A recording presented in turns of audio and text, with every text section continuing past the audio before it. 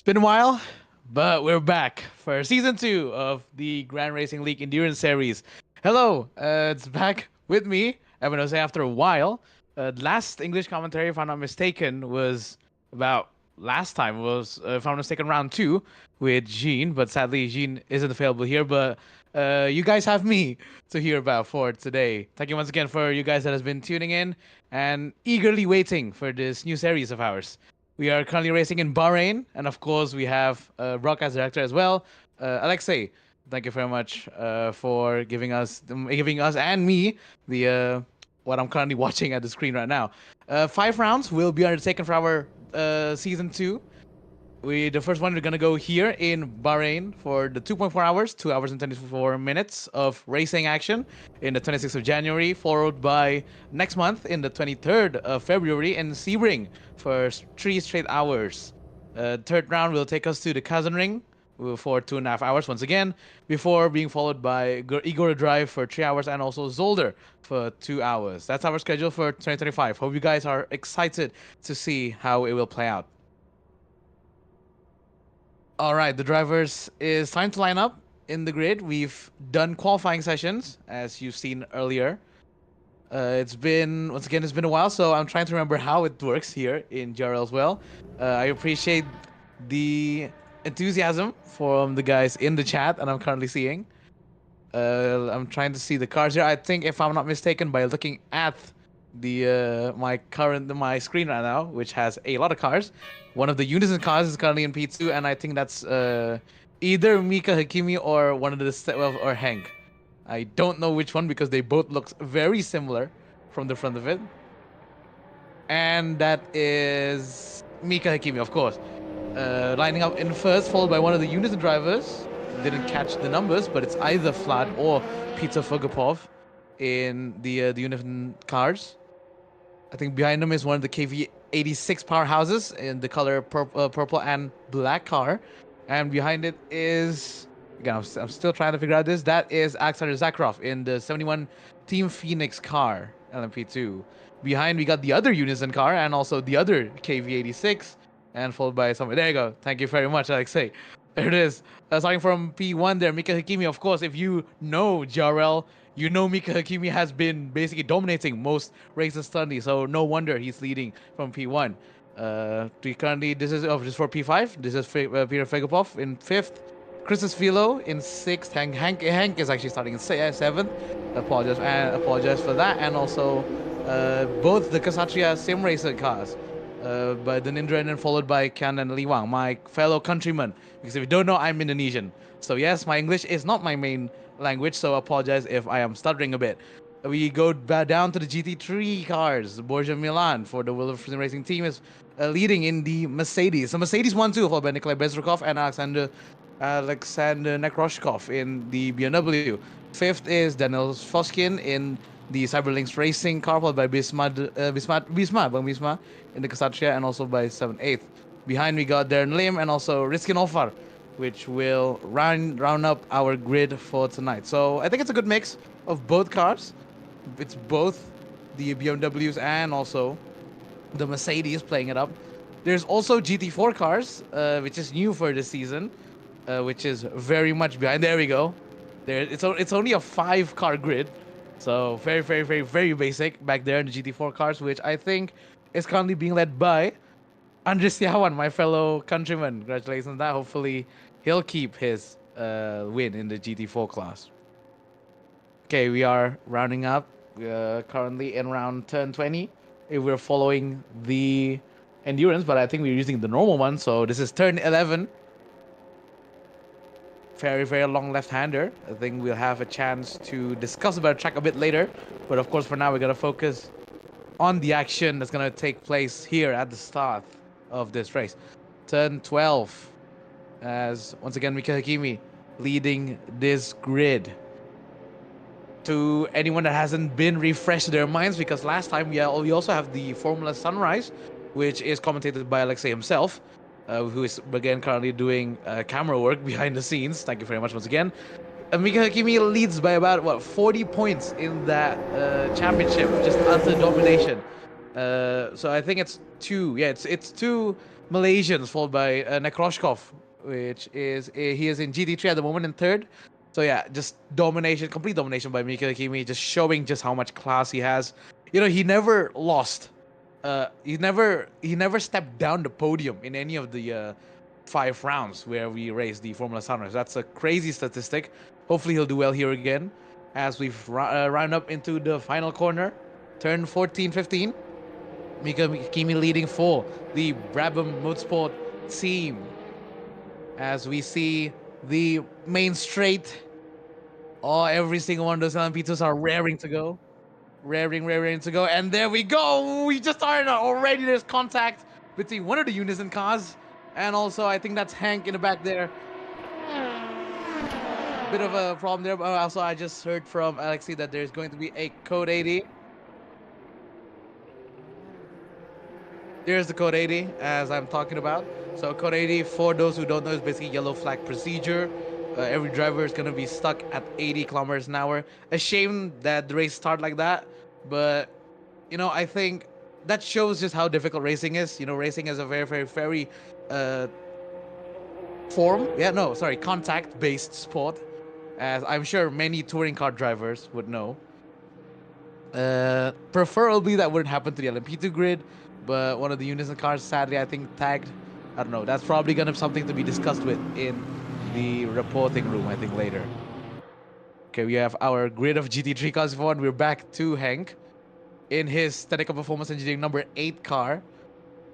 Which, fun fact, actually, there is 2 technical performance engineering cars. One is Hank himself in LMP2, and the other is by Riskinovar, who is currently in 10th in the GT3 grid.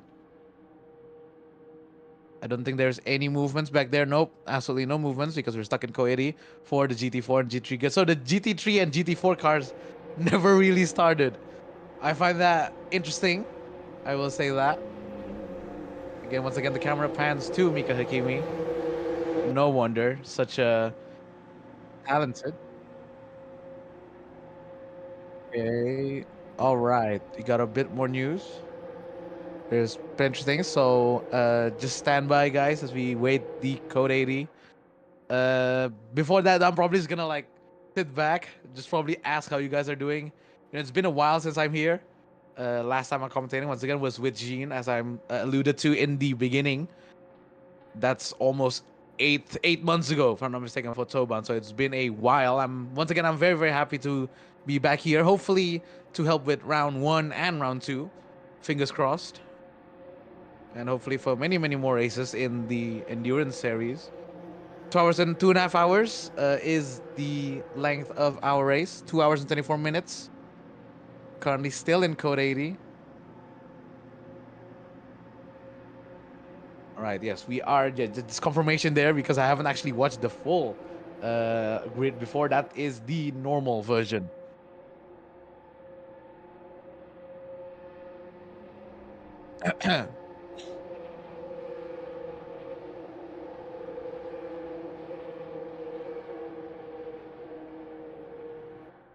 All right, so there's more news there from Alexei. Thank you very much.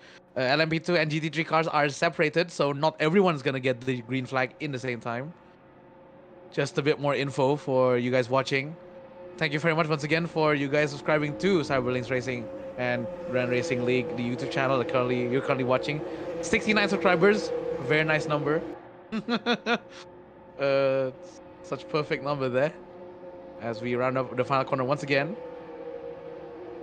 Still waiting for the green flag. Mika Hakimi still leading. All right, green flag for the LMP2 grid. There we go. A bit of a separation happening. But I think everyone's off to actually good start this time around. New best lap there for Zakrov. As we see, oh, there's pressure from one of the Unison cars there. Mika Kimi has to drop back as we see the number 71 there going wide. For a second, that is Zakharov in P2 there. He gained the lead and now he's dropping even further. Actually, he's dropping down to 5th because of the mistake that he did earlier in the race. As we go back to the GT3 grid, just still waiting. Borja Milan leading this group as we see the class leaders there. The GT4 cars are also in the background, so these 2 classes are very exciting. I don't know how much is the gap, between the lap times of each class, but hopefully we will each other will see soon enough in the racetrack. Waiting for green flag now. Borja Milan looking at the main straight. He's waiting. He's looking at that first corner. The first corner in Bahrain is pretty hard, I must admit. Green flag for the GT3 cars. Oh, that's instantly move for Nikolai Bezrukov there in the Team Phoenix car. Number 23, side by side we go into the first corner. Thank you very much for the hood cam as we see approaching the first corner. Very, very tight in Bahrain. As we all know, all action usually happens in the first corner. Borja Milan, very, very good in the brakes. Alexei's trying to find, yeah, Nikolai's trying to find that exit, but sadly no, and someone hit the bollard earlier there. A bit of a track clearing there to allow the drivers better visibility, I suppose. On board we go with Nikolai Bezrukov in the Mercedes, catching the other Mercedes, which is a Mercedes, it's a Mercedes 1-2 so far. I'm sure the Germans would be happy. Well, I mean, everyone here is a German car, even the ones that is not joining us. Oh, a little bit of tank stopper there. As we see the back of the grid in GT4 class, Sokolov's currently fighting with Gunnar Yusuf in for 4th and 5th in the Kshatriya Sim Racing against the Iceberg Sim Racing team. I think Gunnar Yusuf made a little mistake there, a bit falling behind with Sokolov. As we see back again, Gleb Kaligin is trying to defend again David Palce, but be careful because Andres right there. I think Andres dropped back a bit. Terrible start from the Indonesian there for the racing for the Kshatriya Sim Racing team. Also, just a bit of info, everyone is indeed racing Supras in the GT4 class. Peter Fagabov's currently trying to get a move on with Kenan Liwang. I think he's fine. Kenan Liwang, he's dived in the inside of the Indonesian once again. Good move there from Peter. Fantastic stuff as he moved slots into 7th position. We go into the 8th, 9th position for the GT3 class. A bit of a back as Riskinov actually made one move position ahead of one of the other GT3 cars. Darren Lim in front of us for a new spot. There's a dive bomb from Risky. He's trying to find the gap. And did he find it? Yes, he did. In front of the 2 Mercedes of Porto Senya in 10th and also Darren Lim in 9th. Side by side though, Darren Lim actually got a better exit with the BMW versus Mercedes. And we go then into the last corner. Is there any move? No, he closes the door. My goodness, pretty aggressive from not far, but that's what you need to do because that actually allows Proto Senya to catch up to the back of the BMW. Once again, the Star Lightning team against the Nuvo sports car. They're side by side into the first corner. I think there's going to be a lot of action for the next 2 hours and 17 minutes. Apologies about that. As Palce did a 2:07 there in the LMP2 car, so good effort there from. Sorry, that's not one of the LMP2 cars. My bad. That's actually one of the GT3 cars because that's the yellow line. I still need to remember the color of that. There we go. There's the LMP2 car, which is currently had by Nuha Tumela in the KV86 Powerhouse team. A bit wide there as we see in front. Riskinov out a bit wide. No worries though. I think he's safe for now. We're still seeing the battle between Darren Lim and Proto Senya. I think Proto Senya is trying to find, Artem is trying to find the gap that he needs to find to pass Darren Lim. I think there's a mistake there from Darren Lim. I don't know why is he slowing down massively into turns number 8 and approaching 9 and 10, the difficult sector as we see. The next corner is a downhill, so I hope one of them will make a move there. There's a little twitch from the Ninja Laswardi. Once again, Peter Vagabov is now trying to find, this is a reversal that the rear of that the Kshatriya is just absolutely loose as Peter Vagabov with a pretty brave dive bomb there. A little bit of contact happening, pretty weird. It's still safe though, still safe contact, not too much happening as Peter Vagabov forces his way back past the Kshatriya Sim Racing team. I don't think there's any more action happening in front as the gap is opening. The first 20 minutes is probably going to be the biggest action, which is a good plus, which means I am going to work first and then I'll relax later. Don't worry though, I'm still going to be focused on this. Artem is still trying to follow Darren Lim in that BMW. That Nuvo, what is that? It's like a green-blue? Yeah, I think so. Apologies if I got the color matches all wrong. That's a much better line from Artem. I don't know why Darren took such a shallow line. Nowhere near the apex, probably about 2 kilometers off it. Artem is just on the back bumper of that BMW. He's looking left. Darren's giving him the left. Darren's staying on the right, as we see. I'm sure Artem's currently trying to get a switch back. No, he's actually side by side with the BMW. And there's one of the LMP2 cars. That's quick. My goodness, Hakimi's already behind the rear pack of the G3 cars as there goes the Brabham Motorsport driver, followed by Tuomela in second. 1.7 seconds is the difference of time. Yellow in sector 1. Hopefully nothing too casual happen. Oh, there we go. There's contact with Iniski Nofar, and I think that's one of the Ksatria GT3 cars. That's Bang Bisma. Bismat Budiman in one of the Ksatria teams, and the only Ksatria, if I'm not mistaken. Yep, there you go. There goes the KV86. It's a KV86 P2. That is, my goodness, we are very, very crowded here. There's a bunch of GT3 cars. The LMP2 is trying to pass. We're right on board on one of, I think this is Atom Force again. As we now right on board with Risky. I think Bismarck first absolutely messed up that corner. He's completely ruined for his line there as we open once again Risky Offer, and there goes one of the, there goes the Team Phoenix, I think. Sakharov's gone past all of them. There's the other units in car trying to pass it. Yeah, this is definitely the most chaotic part of the race so far. Oh, is there contact? Yes, there is contact between Ritsky, Novara, and also the Nouveau Racing team car of Darren Lim once again. That is a bit of a slack stop, but there's a massive snap for Bang Bismat for Budiman, and he's off into the distance once again, trying to recover from the BMW. Overall, pretty good recovery, but that snap is not going to help him in this race. We go back to the LMP2 cars in front. Fat Tokarev right now, we're live on board in the Unison Racing. If I'm not mistaken, he is, yes, he is the GT3 winner from Season 1. So hopefully he'll make his moves for the LMP class. As we go for that, there's a massive speed difference. Goodness me. Or is it? No, actually, no. It's just slow. Oh, Smoke Ocean is just very slow. I don't know why there, but okay, number 69 car BMW. Very slow in the main straights. I don't know if he hit something. Is he letting cars through? Whatever happens, Riskanofars got 6th from the hands of Forskin. So it's very impressive from the Indonesian there in the white Mercedes. He's gained about 4 positions as we go back once again to Adnan Portosenya. Again, he's still somehow, even through all of that chaos, they're both still back to front, these two GT3 cars. And there goes one of the Ksatria LMP cars trying to go past. We're on board Adnan Portosenya as that's one of the, as I've said, alluded before, that's Dani Laswardi, my fellow countryman, my fellow Indonesian, which I've met before actually, fun fact. Pretty nice guy, but so far he's not doing that well as I was talking about him. And there goes the commentators, and also the Portosenya there. I think in with Solidarity there, I think he half spinned, followed by in the action over there. We move once again. Flat Tokarev is now under a bit of pressure between Zakharov behind him and also one of the KV86 powerhouses of Christos Vilo in front of him. There's the number 23 Phoenix car of Nikolai Bezrukov, which is in P2. So that means I think almost all of the LMP2 cars have caught up with the GT3. So GT3 has now been lapped.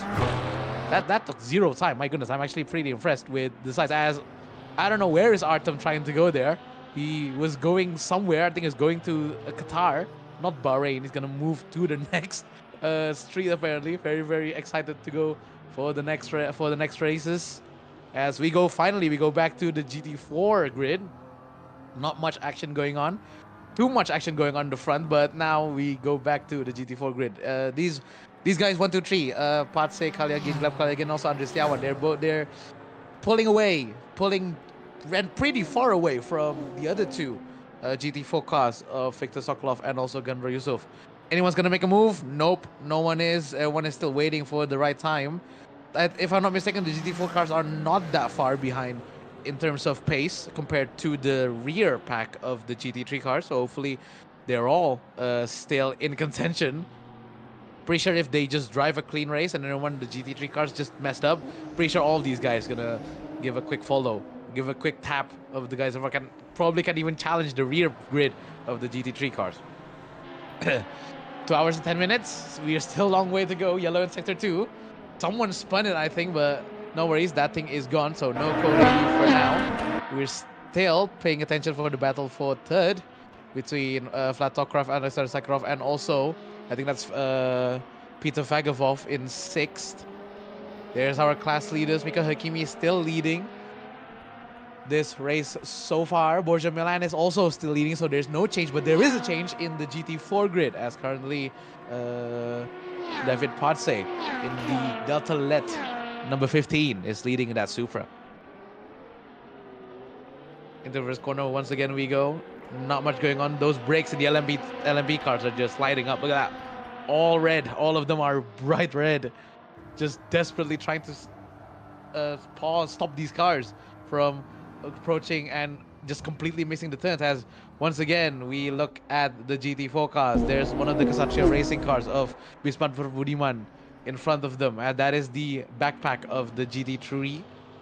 You know, actually, there's not much action in terms of mistakes going on. There's a little bit of mistake from Gunnar Yusuf in the back, but overall, everyone's very clean in the GT4 class. Another yellow sector 3, I think that's because of someone going wide. No issues, and there goes, into the pit goes Bang Bismatfer Budiman. The number 12. Yep, the number 12 BMW there, I think is gone for a pit, and there's one of the cars in front of us as well. Yep, there's Matvey Trezhev in the number 47 BMW. So not going too well for the two BMWs in the back. I think there's some damage going on between both of them. All right, I'm still currently paying attention to the LMP2 grid here. There you go. We're back again to this. Mika Hikimi's pulled a 5-second gap between Noah Tuomela. So, I mean, this is Mika Hakimi's race to lose. I know it's still over 2 hours to go before the end of this race, but overall, I mean, he's pulled that far of a gap. So, I mean, I'm impressed. My goodness. Showing just exactly why he won the Formula Sunrise race. You know, while we're still here, just watching these cars going in a train formation, probably gonna have to say hello to the guys currently watching. Hopefully you're all doing well.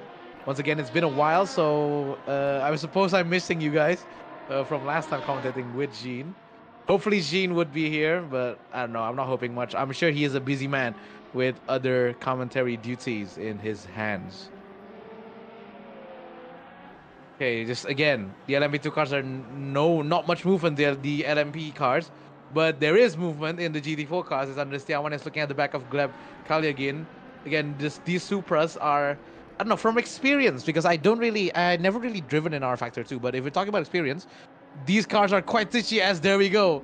There's the twitchiness I was talking about. Gleb Kalyagin going wide, and now he's trying to do a switchback with Andres Tiawan. He's still trying to regain that position between the two Supras, the number 6 and the number 16, from two different cars. They both may look the same. They both may be colored the same, but they're certainly different in drivers. My goodness. Very, very, very ambitious closing there from Andres Tiawan as he got a bit of a tank slapper. Goodness me, yes. Now, there you go. We're looking at the back of Ksatria Sim Racing's Andreas Tiawan from the front camera of Gleb Kalyagin's Supra. No, interesting shape with the Supra. You know, that thing is a BMW made product, but you know what? It's still a Supra at the end of the day. Second to third, Andres Tiawan is very much defending his line. I want to say that's moving under braking, honestly, because he basically cut the whole line as he is trying. But you know what? There's no one there. So overall, it's still clean racing, as currently Andres Tiawan is now trying to catch Milan in first place. Christus Villo is into the pits. We are only 20 minutes, but there's quite a lot of activity going on into the pits already. I don't know if it's a tire change or something else related. Hopefully it's not too bad. Maybe some damage related. We'll see though. Okay, tire change. Thank you very much for the confirmation, Alexei. So yeah, overall, I also want to talk about the livery for a second there. Very, very nice. As we go back to the GT3 cars once again. Yeah, I think that mistake cost Gleb Kalyagin his race there, because his position, apologies, because now he has to be okay with looking at the back of Andres Tiawan. The gap between the two GT4 cars is less than a second, so I think Andre is catching for the bottom of the yellow in Sector 1. Someone's probably gone wide once again as we look at Borja Milan, our current leader in the GT3 car. We now ride on board with Mika Hakimi, who is currently, again, he's now lapping the GT4 cars for a second time here. There's the back of Gleb Kalyagin's car. Nice move there from Mika Hakimi to avoid. Very, very patient there. He's taken the slipstream as well from Andres Tiawan's car. Does he have enough to beat David Palce for the final line? Yes. Yes, he does. Yes, he does have enough time there to pass the Supra. Peter Fagabov, we go back again. Still trying to catch that Zakharov in third position. So far, these guys are just keeping it together. I mean, these three guys are just, having a Sunday drive together, trying to catch, but everyone's pace seems very, very similar. There goes Viktor Sokolov in the number 18 GT4 Supra. Oh my goodness, that is very, very close from the Supra there as I was talking about him. I think he kind of misjudged the breaking point there. Luckily, he did not contact Peter Fagabov because there's going to be quite a lot of commotion if he did. As I was saying though, these three guys are just trying to race together, I guess. You know, this is endurance racing, guys. Some people are determined to pass, but you know, some people think this is enough. Oh, as we go, there we go. There's some traffic there. Mafia Trashev's currently blocking all of these cars. As oh my goodness, there is one of the LMP2 cars just been blocked massively. As Nekroshkov has to go from second to third. Huge. Oh, sorry, not Nekroshkov. Tokrev. Vlad Tokrev has to go down from second there. There's the issue with traffic in races like this. You know, this is what makes it exciting and what makes it interesting to watch these races, because these guys have to navigate not just themselves, they also have to navigate the traffic that's also happening around them, as we see a switch round of the two Unison cars. Peter Fagabov currently in third, and also Alexander Zakharov has now moved to second there because very, very opportunistic. Okay, Mika Hakimi has now pulled a 13-second gap. This is gonna turn into a 1-minute gap, but like what? Now we're in 30 minutes probably. Yeah, he is pushing that LMP2 car to its limits. Very impressive once again from Mika Hakimi. As I'm still checking the live chat. If anyone wants to say hi, go ahead. Say hi, do give me a heads up in the chat to see some life in it. Peter Fagabov now. Fagabov's currently looking at the back of Zakharov. Side by side, we go to turn one. Is there any movements going to be done? Yes, there is. There's a bit of a twitching from the rear. I think there's a bit of a brake bias issue, just adjusting issue from Peter Fagabov, but he did manage to stop that LMP2 car in time. That is a massive movement to stop him moving. My goodness. Immediately to the right. That is huge. He's just basically not letting him, Zakharov, getting another position back. Zakharov with a much better line, actually, much more open there, but Peter Fagabov still managing to hold on to his now just achieved second place. So basically, they are in their race of their own at this point, because it's 15 seconds to Danindra Lazuardi in P5, and also it's 13 seconds to Mika Hakimi in first. So hopefully these guys would give a good showing. Zakharov is still right on the rear bumper of Peter Fagabov's Unison Racing LMP car. That is Bang Bismatford Budiman's GT3 car. There you go. Easy pass for the LMP cars. Very, very huge difference in speed.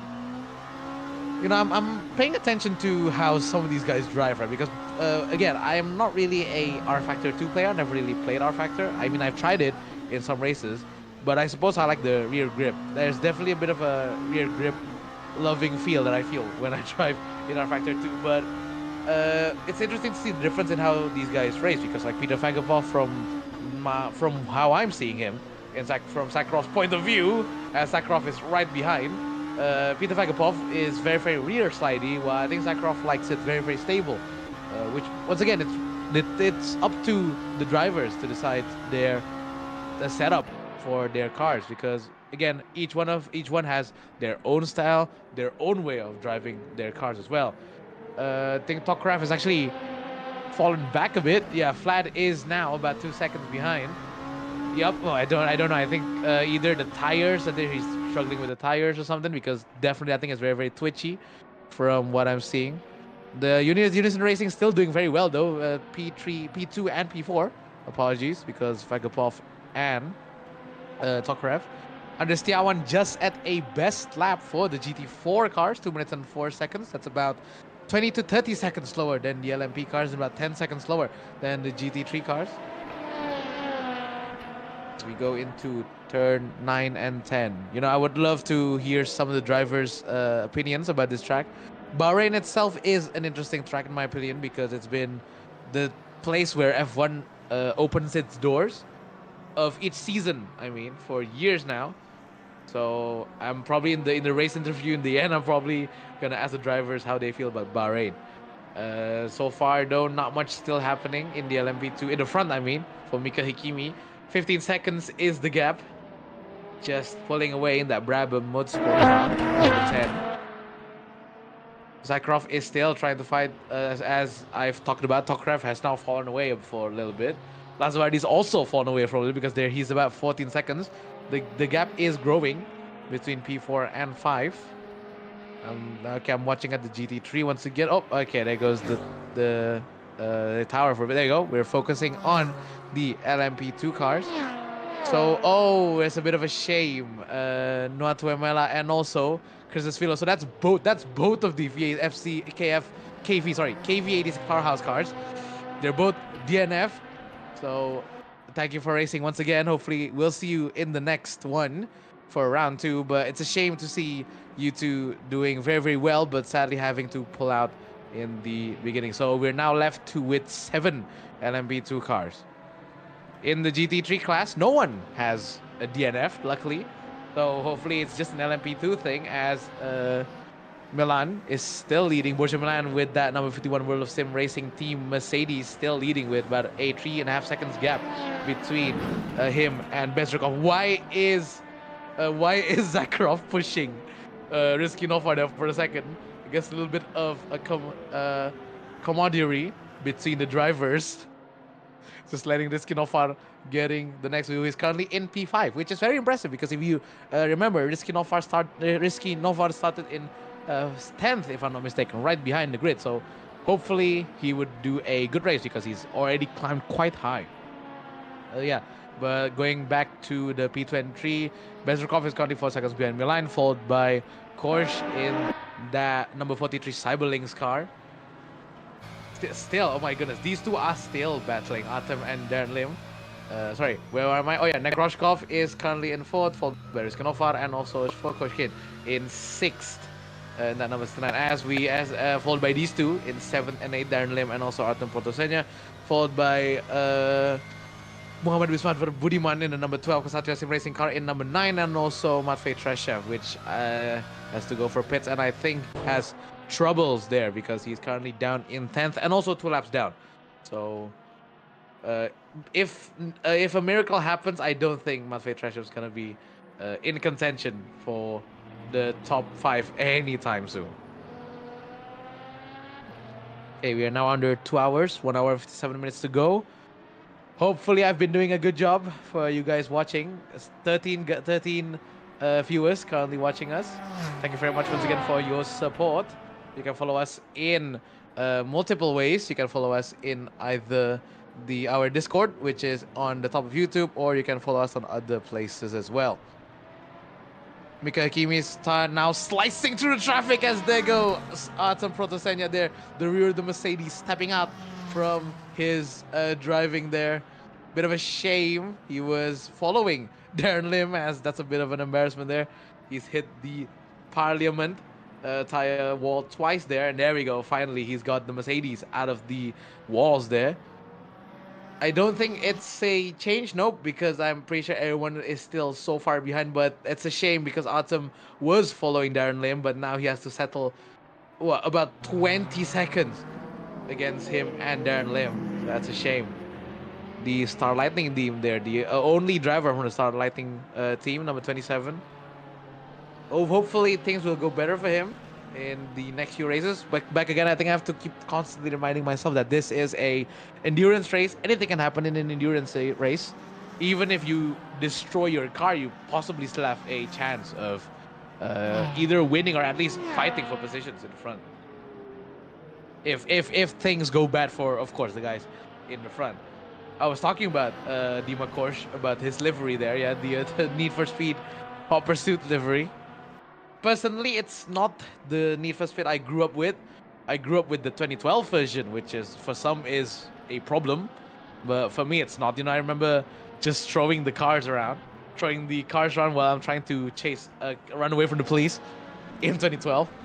I should really need to buy that in Steam. I think it was on discount. It was on pretty damn good discount, but nah. I think I missed the chance already, so I'm gonna have to wait for the next one. 1.7 seconds though, separating the Need for Speed car against Nikolai Bezrukov there in front of him, the number 23 Phoenix. Just, keeping a good pace against Borussia Milan.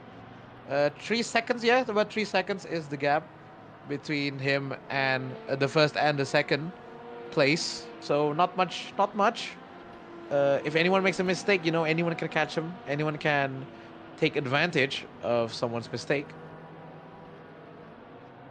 1 hour and 12. That is. We are 30. So we're about 30 minutes in.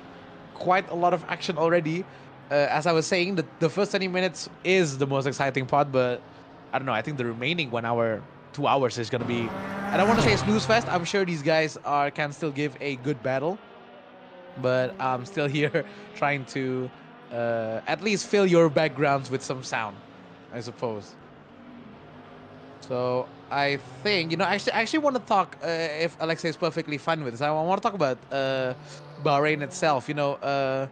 This track is, as I alluded to earlier, this track is a mainstay in the Formula One calendar. This track is it's grueling. It's hot. If I'm not mistaken, this is one of the hottest F1 races that has ever took place. But that was early in the months. Bahrain itself is about 5 kilometers long. Yeah, about. Hold on, let me just quickly check my notes here because I have. Oh, there's a LMP car there in the back there. I don't know who is that. I think that's a Ksatria. Yes, that is the Ksatria car. Danilo Laswardi, I think, he did a half spin. I don't think there is positions lost. I don't think so. Yeah, yep, no positions is lost, but that's definitely gonna put a dent in his efforts to catch the next cars. There we go. Thank you very much. The full grid is back. Still no movement in the GT4 class. Still, David Palce is still leading from Andres Tiawan and also Gleb Kaligin in third. We're still riding aboard. We're back to Dima Korsh again as we enter into turn 9 and 10. As I was saying, yeah, the Bahrain International Circuit is about 5.4 kilometers long. It was first opened in 999. If anyone is interested to hear, because I think around that time, Bahrain and about the Middle East countries are starting to find the fact that motorsport is interesting. Motorsport can be good for the government. Could be sports washing, could be, but either way, I suppose more tracks is good. This is also designed by the famed Herman Tilke. You either love him or hate him for his designs. I say he did a pretty good job with Bahrain itself, as Andres Tiawan scored a new best lap time, which is definitely going to put more dents into him, and also David Patse's Supra in the GT4 class. Still no movements here. Dima Korsh is just over a second ahead of Nikola Bezrukov in second place. There's an Indra Suardi's LMP car behind both of them. And farther distance is, I think that's Nekroshkov, way back in fourth place. Yellow in sector 2. It's gone again. So probably someone just spun. I know these cars are not the easiest to drive, if by experience can tell me. I hope they are not easy because I don't know. So some people like cars that's just very on the edge. I'm saying, very, very, very on the edge. I think that's like one of my friends there. One of my friends is I have a, so if I may talk a little bit, one of my friends has a very, very, very rear active driving style. Honestly, it's fun watching these cars with twitchy rear ends as they try to control the car. It's exciting, but I'm sure it's like nerve-wracking for the drivers because one mistake, one snap, and there we go. He's gonna be off the track. Dima Korsh has indeed chipped away at the gap between him and Nikolai Bezrukov. 7/10 is now the gap between the two German manufacturers.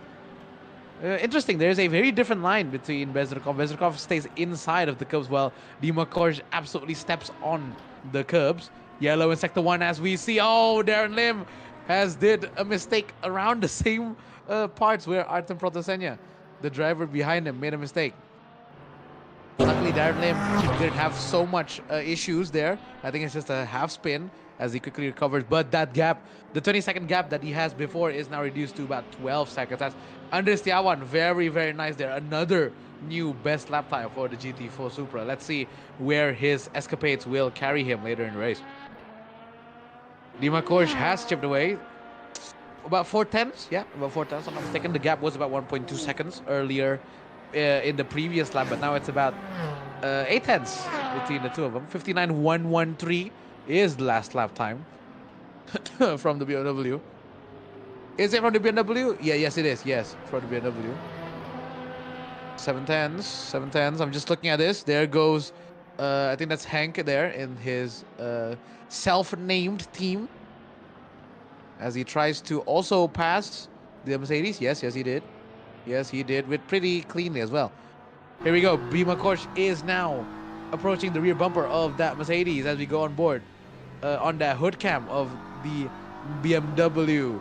There's a bit of a movement there as Hank passes one of the GT4 cars. Yep, that is Victor in the number 18 Supra. You know, actually, there's not much of a difference between the acceleration of the GT4 and the GT3 cars. Not much at all between the two, as you know what, pretty good move. All right, I think Victor couldn't really do anything there to get out of the way, but I think Bima Korsh is just, you know, he's patient, he's trying to find his time, and he's actually catching up with Bezrukov, because Bezrukov made a mistake there in the infamous turn 10, you know, that downhill left section. Very hard braking. I don't know if again, I don't play R Factor 2, but I'm also just a quick ask to Alexei, does these cars have ABS now? Just quickly. Okay, should make it easier for the drivers in the turn 9, turn 10, because if you don't have ABS there, my goodness, it's annoying. It's really hard to control the cars around turn 10 if you don't have ABS. There's a yellow sector 2 there, but nothing too major. Perfectly fine. As Mika Hakimi is, you know, 50 seconds. Actually, you know what? I think Mika's gap has reduced. I think Fakapov, I think, is at least keeping up with Mika Hakimi's pace, even if he is about 2 postcodes away from the Malaysian driver. Bezrukov there, a bit twitchy on the exit. I think they both set about the same lap time. 4 tenths once again is the game between Dima Korsh.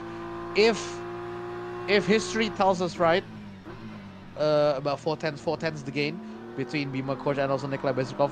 The Korsh should be able to pass Nikolai Bezrukov as we go into the next lap, but we'll see. We'll just have to see, as they're both approaching the GT4 car there of Gleb Kalyagin. Gleb is about 8 seconds away from Andres Tiawan, who is also there's another battle as well for P1 in the GT4 class. 4 tenths separating David Palce and Andres Tiawan. I think David Palce's tires are either gone or his pace has just diminished just between the last 2 laps, because Andres Tiawan is catching to him majorly, massively. Right, he is right again, right on the rear bumper. These Supras are interesting. I don't know if there is other options for the GT4 cars, but I suppose all the drivers picked the GT4 Supras for a reason. Obviously, I have an agenda because, oh, okay, I didn't really hear what Alexis said earlier there, but hopefully everything is fine so far. As once again we see Andres Tiawan, as I was saying, I have an agenda. Honestly, I am pushing a bit to Andres' side because from my fellow countrymen, definitely. But David Palce is definitely giving Andre a good run for his money, as Andre is trying to find that slipstream between the two troops. I don't know how effective is the slipstream here, because these cars are not the fastest cars. They're not as fast as the LMP2 cars. The LMP2 cars are definitely way faster and therefore much more effective in the slipstream draft. As David Palce used a much wider line there. Andres Tiawan is trying to find a gap. True, he is looking left and right. He's trying to say hello to the rear of that Supra. Just bumper to bumper. Oh, less than 2 tenths we go. Here we go. There's a bit of action there, as there is, I think, Borja Milan trying to, lap both of them, as we see. Is there any traffic going on? No. Borja Milan is pretty patient so far. Not much happening. Not much movement. He's not trying to interrupt the battle between these two guys in the GT4 car. There is a bit of twitchy there from the number 15 car ahead of us.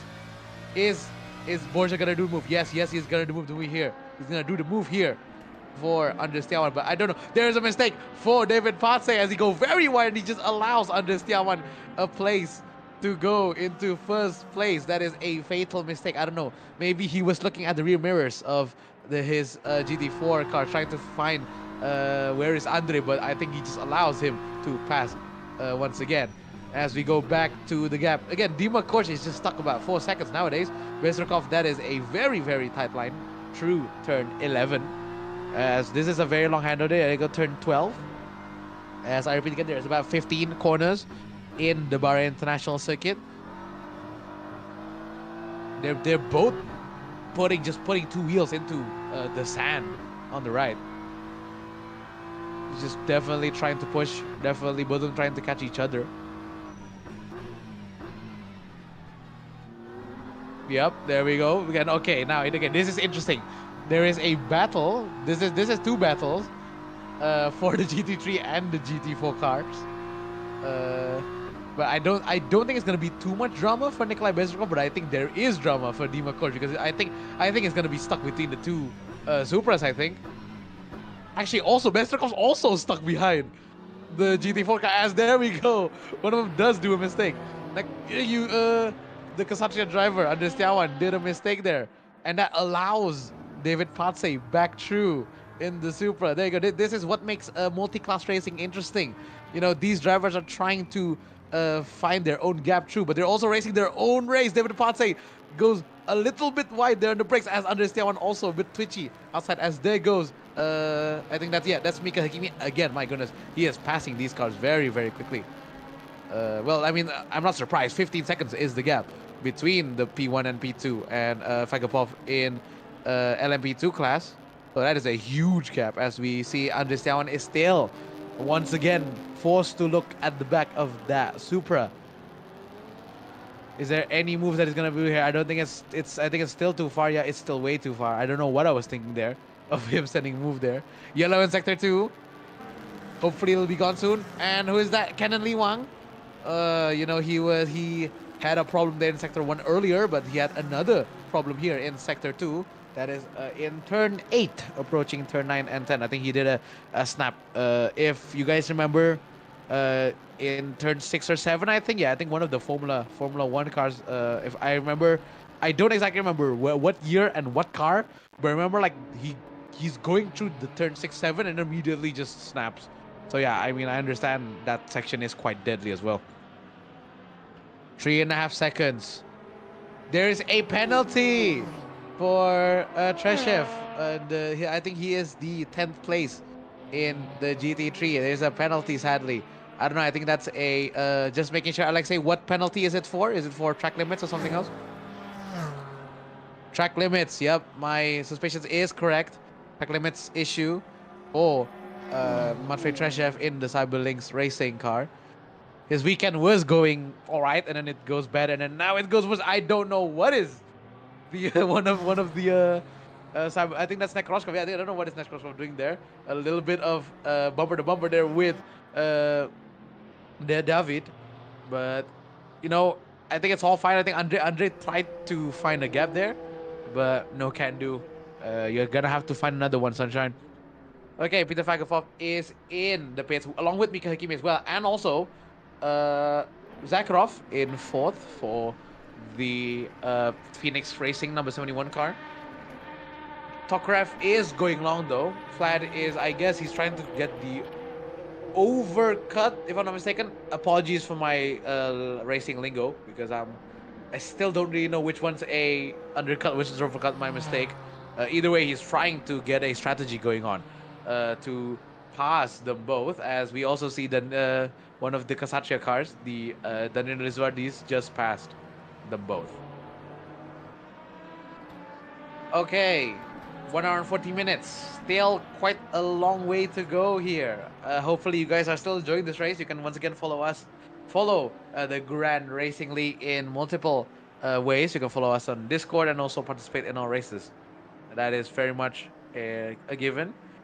R Factor 2 is the race we are racing. For anyone new, we are racing using R Factor 2. So hopefully you guys could familiarize yourself. So if you like R Factor 2 and you're trying to find a sim racing league, well, Grand Racing League is the place to go. Far as I see there on turn 12, he was snappy out of it, as we see the class lead as well. Tokarev is in the pits, so 1 lap, he delayed his lap by 1 lap. Took a little bit of my drink there. As also, just saying, there is a movement in the GT4 car class. The Setiawan is back past David Palce. So, don't know what happened there, but we are looking at the fight for P5, P6. 3/10 the gap between the Merc and the BMW. Much better brake line, much better braking performance there for Koshkin.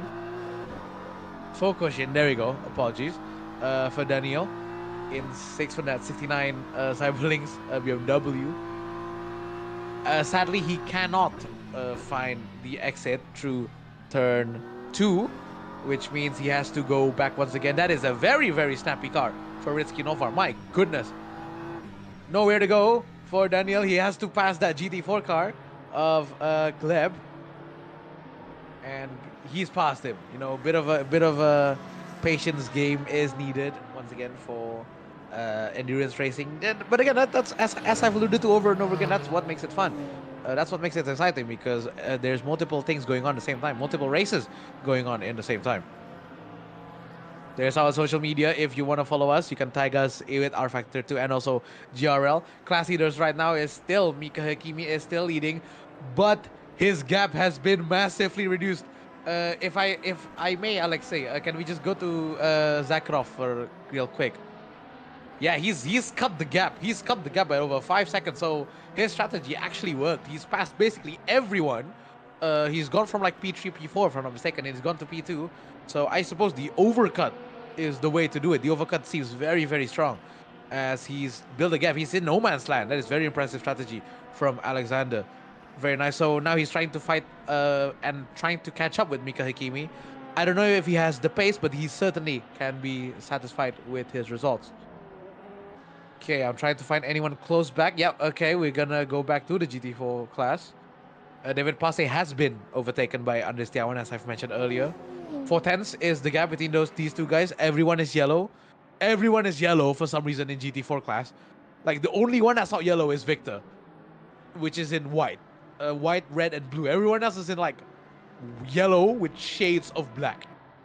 That's gonna be difficult to differentiate, but at least, the Kshatriya team cars, the Supras, has a line on it, has a black part in the button, so makes it much easier. Thank you very much. Whoever decided to put the stripe there, I don't know if it's Andre or Genaro. Sorry, it's either Andre or Genaro's idea of putting the line, putting the stripe. All right, let's take a drink again. Bit of a snap there. There's still movements there. Rizky Nofar is still getting followed by Daniel in for 5P6. These two are once again gonna overlap. We've seen time and time again how the traffic can mess up either one of these guys' races. Okay, as Rizky Nofar just did a dim for the Supra. You know, he's just telling you he's there. Oh dear, a little bit of a blocking there, as I want to say it. I'm sure it's not forced, but my goodness, there was a very, very fast moving Mika Hikimi there trying to pass everyone in front of him. As that is a bit of a twitchy, as my goodness, this is very, very, very crowded. We got 2 LMP2 cars, we got 2 GT3 cars, we got 2 GT4 cars on the same track, on the same part of the track as there goes. I think that's the Kshatriya license. Yeah, I think that's Razwardi passing the both of them. All right, I think everyone has done their duty. Everyone has passed. Not much damage for the GT3 cars, but there is damage for the GT4 cars. But say David is now over half a second behind the Kshatriya Racing Team car. There we go. Apologies for my brain there. My brain is just loading for a second. All right, 1 hour and 35 minutes to go.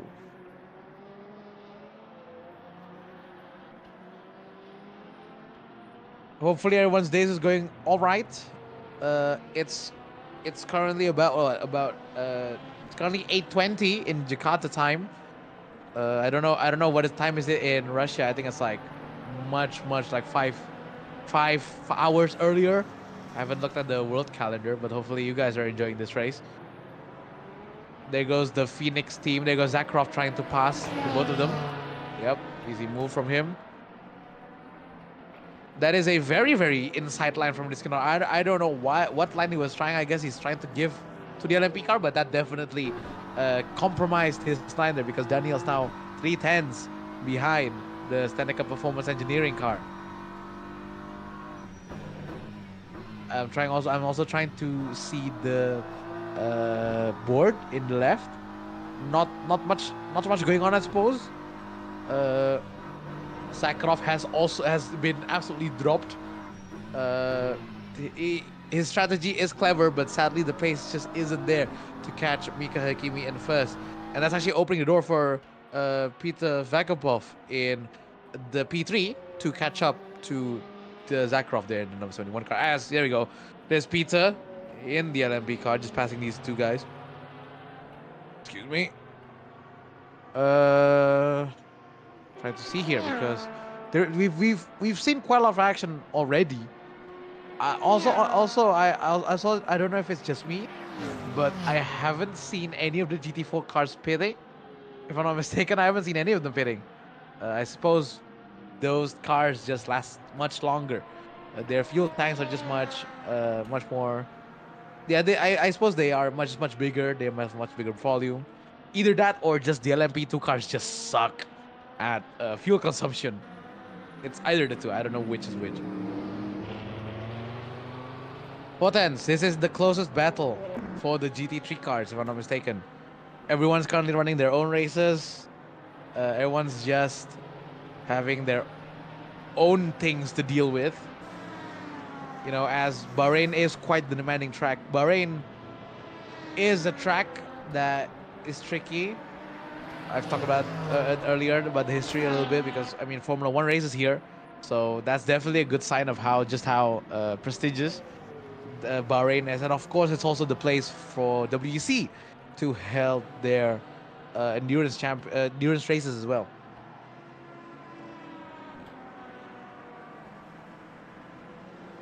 1 hour and 32 minutes to go for the 3 classes of cars. Again, trying to just see the tower, trying to see anyone closing. No, not really. I guess Peter Fagopov is really closing in on on Zakharov in P2. Yeah, the gap. I'm pretty sure the gap was like 10 seconds. Like what? 5 laps ago? Now it's like 3. That is a huge difference in performance jump. My goodness.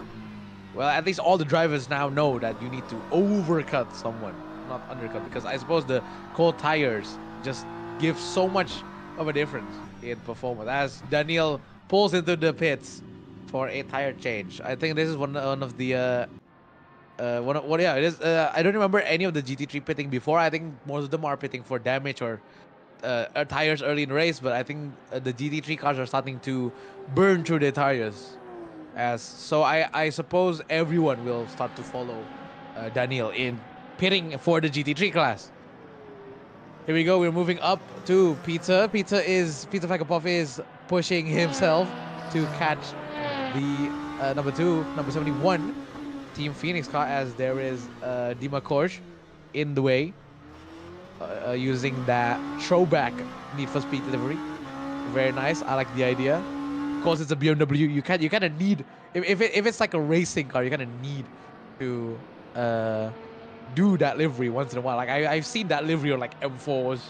I've seen that livery on like 1Ms or M2s. So definitely quite the popular choice for BMW liveries. Okay, the gap is now less than a second between Peter Vagapov and Alexander Zakharov. There is definitely a gigantic difference in pace for the two LMP cars. Peter Zakharov's strategy might have worked earlier, but not now, because here comes Peter. 1.3 seconds is the difference. in the gap between the two LMP cars. As there goes Borja Milan, our leading GT3 car, has pitted for his pit stop. 1 hour and 30 minutes to go. There you go. We just clocked in just under. So now Nikolai Bezrukov is going to lead for I don't know how much longer, as everyone else actually pitting. Bima Kors is pitting. Alex Nekroshkov's also pitting in that BMW. And actually, whoa, Nekroshkov's actually quote unquote passed both of them in the pits. That's probably just because the pit lane's longer. So don't let that fool you. We're looking at the pit. We're looking at the pit count time, not the standings. As Sritsky Nofar also pulled in the the Mercedes, the Technical Performance Engineering car. The gap is under a second between these two LMP cars. Peter is trying to catch Alexander in P2. This is a fight for P2 because I'm sorry, Mika Hakimi has basically run away with it for the first place trophy. We go out into turn 12. I think just, I don't know, again, it's either the tires or just pure skill. Peter seems to have the ultimate pace compared to Sakharov. Yeah, I mean, no, yeah, you could just clearly see the pace that Vakupov has over Zakharov. Turn 12, is there any movement? There's probably going to be movements in turn 1. We ride on board in Peter's hood cam. Whoa, a little bit of a twitch there from Zakharov's Team Phoenix car. As Andres Tiawan is still leading in the GT4 car class, I must say, also with Mika Hakimi still way ahead in this class. It is all to play for behind him in P2. The LMP2 car sparking away as there goes the rear of the LMP2 car of Zakharov's machine there.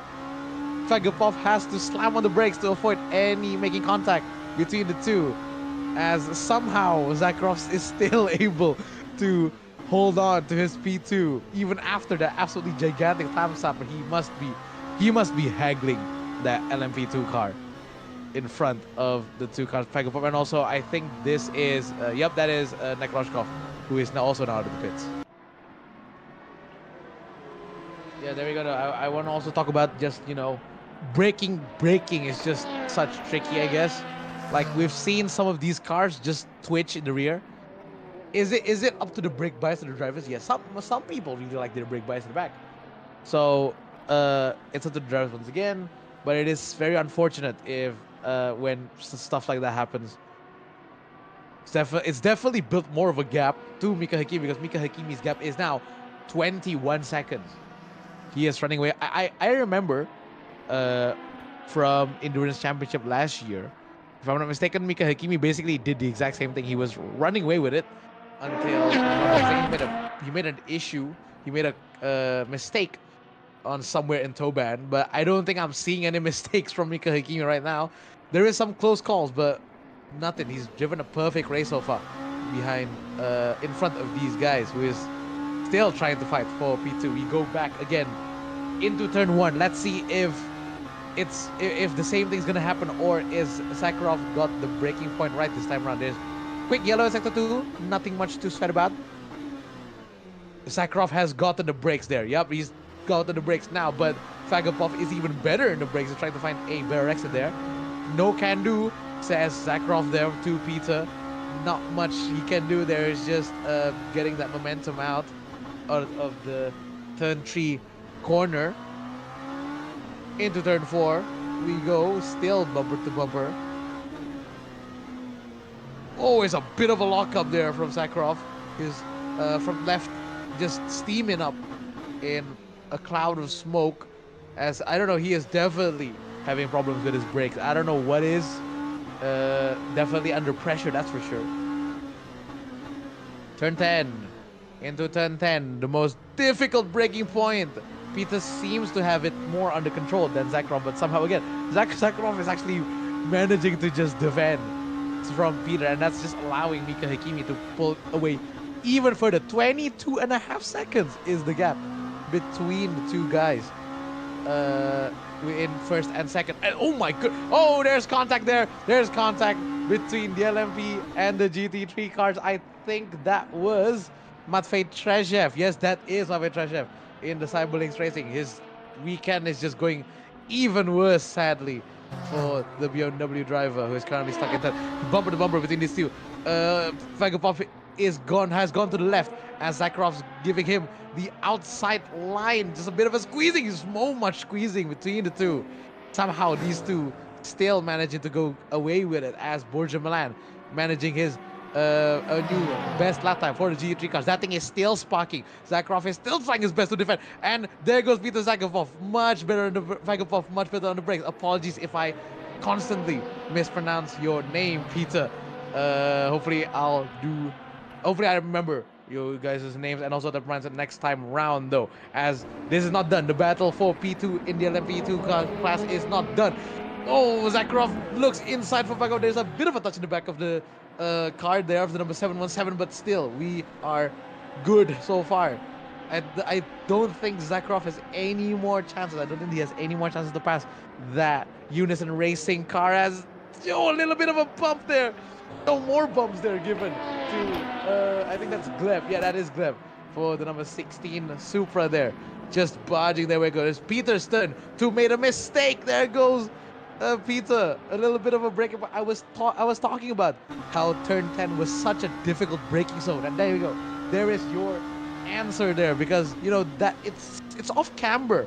You know, it's off camber, so it's so hard to get the brake right. And Peter demonstrated that, sadly, to the detrimentation of his position in second place. But he's not done. Another dive bomb is given. There is contact from Zakharov. Zakharov turns into Vagabond. Somehow Vagabond managed to save that. Not speaking. And here comes Tokarev in the Unison number 55. He is right behind. These three guys were close, but now they're close once again. The pit stop made them gain some places away, but now they're bunched up again. Very, very, very defensive there from Alexander in front of them. As once again, I'm sure Vagabov's gonna get another chance to try to pass that Team Phoenix number 71 car. The Team Unison's car is also back to back. I must also try to remember that Tokarev and Vagabov is in the same team. Don't know if there's any team orders. I think. Oh my goodness, massive snap from Vagabov there in front. Yellow in sector 2 as the GT4 cars. Oh, there you go. That's Artem making a mistake there. Coming out of turn 10. Once again, turn 10 bites another one in the neck, it seems. Just wrangling is trying to... Turn 10 is trying to make a mistake out of everyone as we go back there for a little bit of change from the LMP cars into the GT4 cars.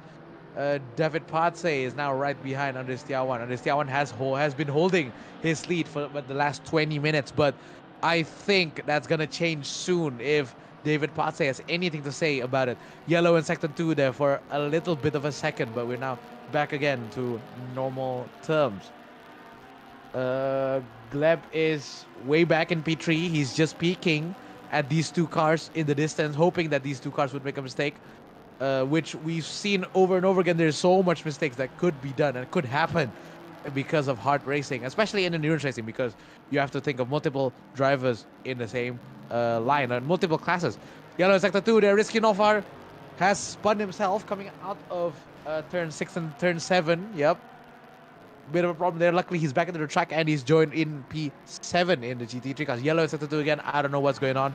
Oh, it's Bismarck for Budiman's turn to do a spin. I don't know where this is exactly. Very careful, my guy. I think that is coming into turn 13. Yep, 13 in the final as we go back into the battle for the LMP2 class. Alexander Zakharov is still holding that lead from Peter Vagabov in third position. The 7-1 is against 7-1-7. You know, these guys are separated by one number in their racing number, but that definitely seems to be the case. These two are seemingly inseparable this whole race. Zakharov with a much better strategy earlier, but now Peter has the pace. Oh, he's looking left, right, left, but nope, nothing he can do. There goes the Unison team.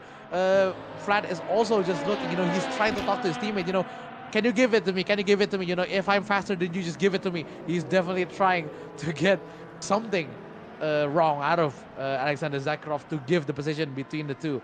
this is an opportunity for the Unison races to gain one more positions each. So I know Unison Racing sees that there's a lot of opportunity, and I know Peter has a lot in his mind right now as he trying to catch Zakharov in front of him. Coming out of turn 13 is a very, uh, very tight corner there, as we've already seen Alexander Zakharov closing the door on Peter a few laps ago.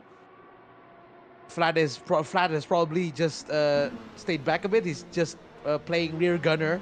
He's just looking behind, just looking in front of him to watch anything happening and to guard if anything happens. All right, we got a bit of a weaving there. Alexander Zakharov is desperately trying to keep his P2 there. You know, these guys are inseparable.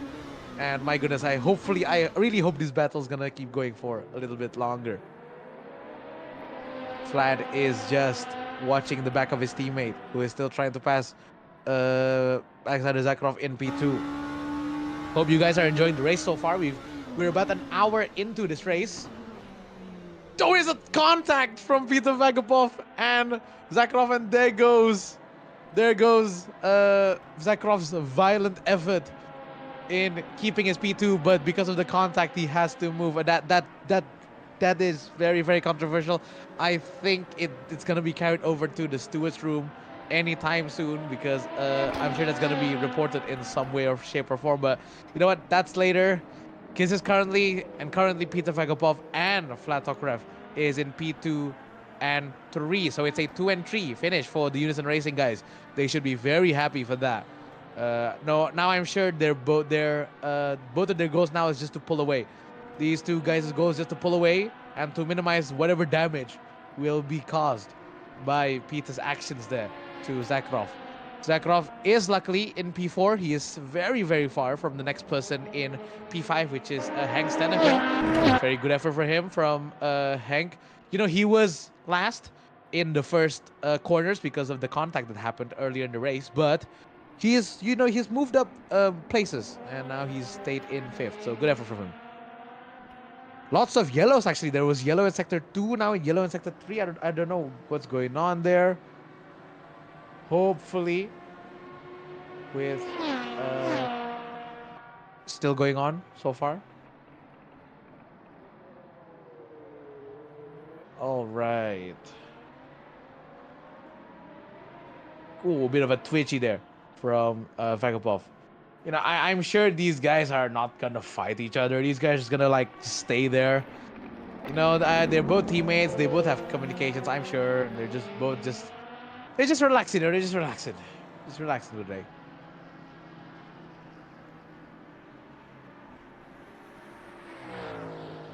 Okay, Bismartfer is once again in the pits. He was pitting. He entered the pits earlier in the race, but he's now back in it again for his second stop, I think. 1 hour and 60 minutes to go. We ride on board of Bezrikov as he passes the GT4 traffic.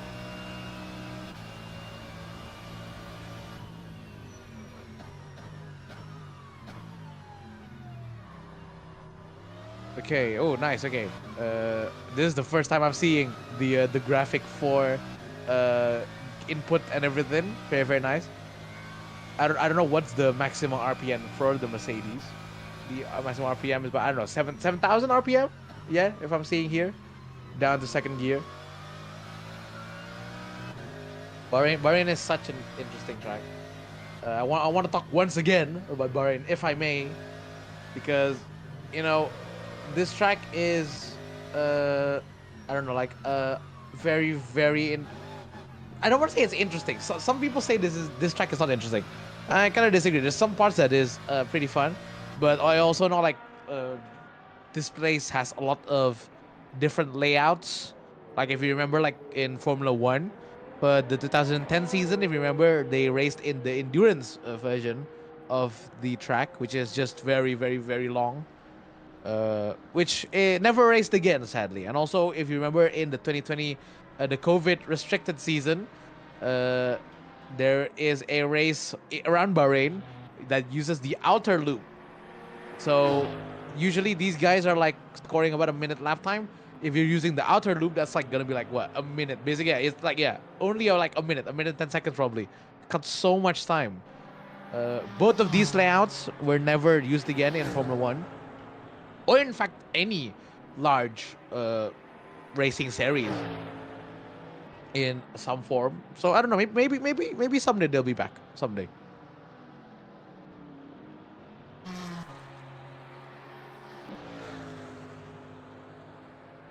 Okay, we still just looking at Borja Milan here in his safety. You know, he's pulled quite the gap as well. 6 point. Sorry, apologies. Milan is actually in second. Dima Kors has actually got moved to first. I don't know if Borja has pitted. Dima Kors has pitted as well. So I don't know. Something happened between the two. I don't know what Borja Milan did to lose that second his position.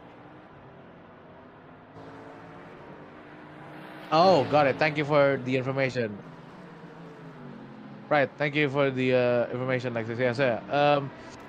So yeah, Dima didn't change his tires, and Borja did change his tires. So that's gonna make a difference. I don't know if track position is ultimate here. I don't know if it's the ultimate thing that you need to do here. But either way, it is a massive boost for Dima Korsa's chances, because he's now currently leading, in quotation marks, leading this race.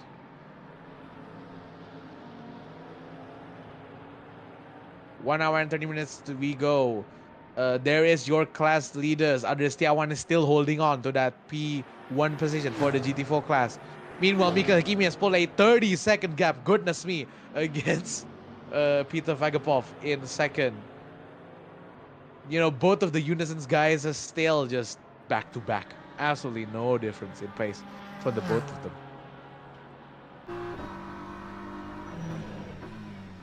All right. Oh, Daniel has just gotten a penalty. I just saw the green car, Cyberlinks Racing. I think he did track limits issue again. Alexei, am I correct? Yep, typical really. And there's another for Gleb, another penalty. Wow. Okay. Wow. Lots of these guys suddenly getting track limits violations here. You know, yeah. I mean, I understand why though. You know, turn 4. If you're ever driven turn 4, that thing tightens. You know, the corner tightens, so it makes sense. It makes sense if people are running wide and also sadly getting penalties. All right. 1 hour. We're still over an hour to go. Why do I keep checking the time? I don't know. Definitely been a while. There goes. There they go. Pass. Sure, I forgot the. Hold on. Yeah, one of the Nova racing cars. There we go. There we go. Okay, I need to remind myself. That is not Sasha Fari. No, that's Darren. Thank you. That's Darren. Apologies. Darren is the main driver for the new Sport number 33 car, but he also has a second driver in Sashwan Bari, who will also drive the BMW in select races. Okay, nothing much going on now. Maybe I want to talk about Daytona.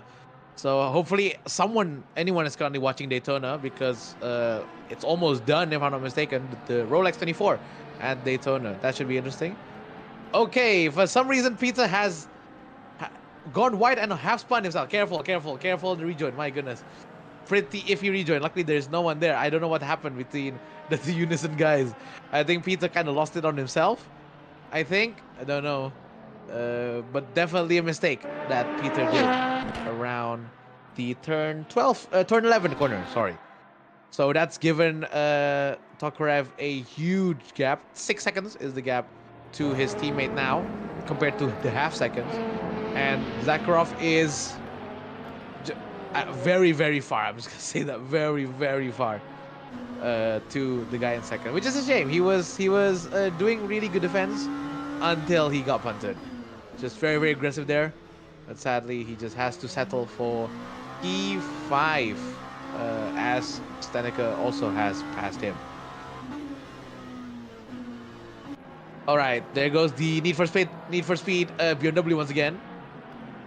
Very, very cool livery. Thank you once again for Dima Korsh for bringing that livery. Very interesting. Give me a second. There you go. All right.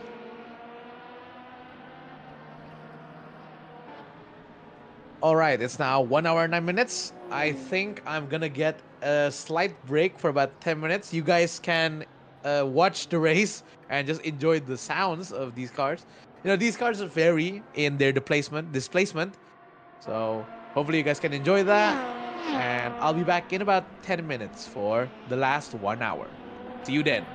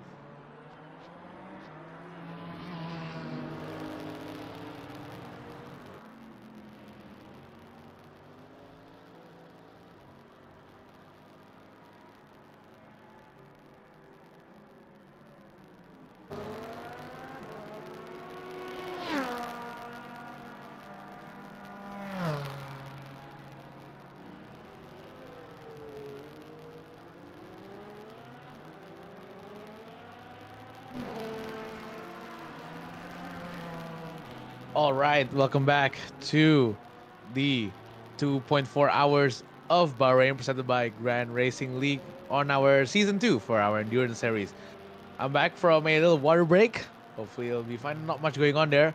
I saw there's some battles going on.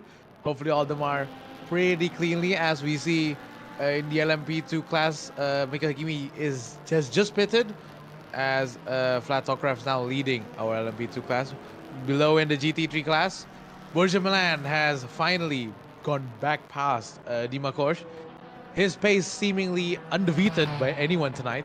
Very, very impressive results there by the World of Sim Racing team driver. And down below, of course, in the GT4 cars, Ristiawan has pulled away from. I think, if I'm not mistaken, from what I see here, David Palce has either made a mistake or has pitted. Either way, the door is basically like pulled wide open for Ristiawan to win this, basically. So let's go. One Indonesian that is gonna win one of our classes tonight. 58 minutes and 30 seconds. We go. Less than an hour to go. Quite a lot of things going on. Honestly, I kind of expected, like, even me and Alexei kind of expected, like, at least the middle to be a bit empty. But honestly, there was quite a lot of stuff going on between the LMP2 cars and also the GT3 cars, just racing each other. We ride on board with not ride on board, apologies. We pay our attention to, there we go, to Daniel Svokoshkin in the number 69 Subberlings Racing. We're still trying to catch up with Ritski Novar in the Standard Performance Engineering car.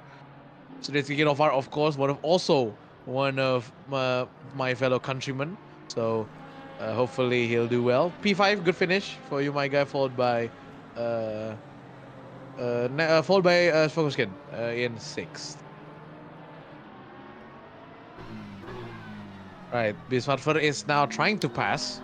I think this is David. Yeah, this is David, because there is no stripe. There is a difference. David has a stripe in the side of his car. Gleb does. Apologies. So that's, I suppose, that makes it pretty easy for the spotters guide. Okay, Mika Hakimi is out. Flatograph is now in. Fagapov is also out. So it's interesting to see that Hakimi and Pizza has gone into the pits while Vlad and Nanindra is just now pulling into the pits with Hank right behind in 5th place. I don't think he's pitting. No, I don't think he's pitting just yet.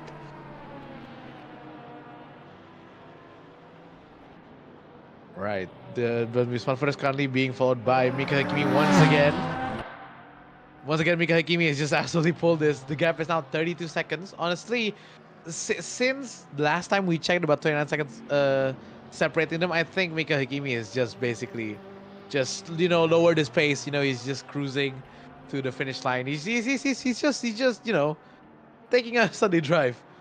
If Sunday drive means putting in new fastest laps, I guess that's his way of doing a Sunday drive. Okay, that's your overall standings for the GT3 class. Borja Milan leads from Dima Korsh, but for about 6 seconds is the gap, followed by the 3rd place is Bezrukov, Nikolai Bezrukov in the number 23 Team Phoenix Mercedes in P3. Alexander Nakroshkov follows behind number 41 Cyber Links Racing, followed by Ritskinovar in the 97 H. Stanaka Racing and Engineering car, and also Daniel Fokoshin in the number 69 Cyberlinks. Followed behind in 7th there.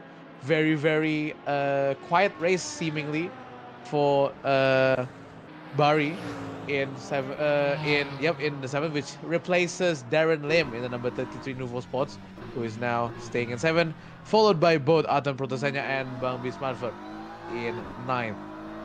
Matvey Treshev is in 10th, but sadly, his race has been kind of ruined from everything happening, from him blocking, I'm sure accidentally, but still, just overall, not the best of weekends for Matvey Treshev. Hopefully he'll bounce back in round 2 for Sebring 3 hours. Oh, there's someone there, very slow. Didn't really pay attention. who that is in the LMP3 car, but Bismarck has a big snap there. That is the Kshatriya racing team of Danindra. Okay, well, Gennaro Yusuf has now just spun, I think, because he's going very slow. He's I almost laughed from just like how desolate the turn 13 corner is. Like, there's literally nothing. There's nothing in turn 13. Okay, I think there is more than an issue. Thank you very much for the replay, Alexei. As okay, the car has stopped earlier. Gennaro Yusuf has stopped earlier. Tire damage, maybe? I don't know if our Factor 2 has tire blowouts and stuff. I don't think so, but something's definitely wrong with the GT4 Supra. As Atom's gone into the wall. I think that is in turn 12, maybe. Oh no, that's sorry. Apologies. That is turn 3. Outside of turn 3, I think there's a snap happening. Thank you very much again for the replay, Alexei. As we see, yeah, I'm coming into turn 1. I think, pretty sure he just snapped. Because 2 to 3 is actually like a pretty snappy corner, especially in these GT3 cars. Let's see. Going to the dip. Yup, there we go. There's the snap I was talking about. There he goes. Off he goes into the wall, almost touching the wall, as he has to back out into the sand there. Typical turn 2, 3 shenanigans, I suppose. That small dip, sometimes you're tempted to take that, but sometimes it just throws the car around.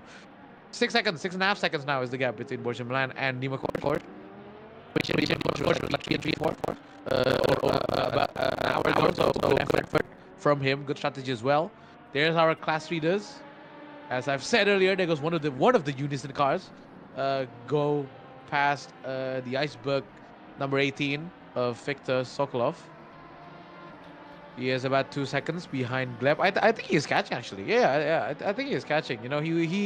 Victor was in no man's land for a while, but I think he's gonna have some action coming up in hopefully a few laps. Hopefully, there it is. There's Gleb coming into view. Okay. P6. Daniel is still trying. No, yeah, he's just lapping the number 33, driven by Sajon Bari. Shazwan Bari. Apologies. 3.5 seconds. Where is Rizkinov actually? Oh, he's probably just the head. 3.5 seconds. Oh yeah, he's just he's in it. There we go. I can finally see him. He's catching up to, I think that is David. Yep, that is David. David Palce. He's just keeping that P2. 11 seconds behind Andres Tiawan. So overall, I think the action has died down a bit.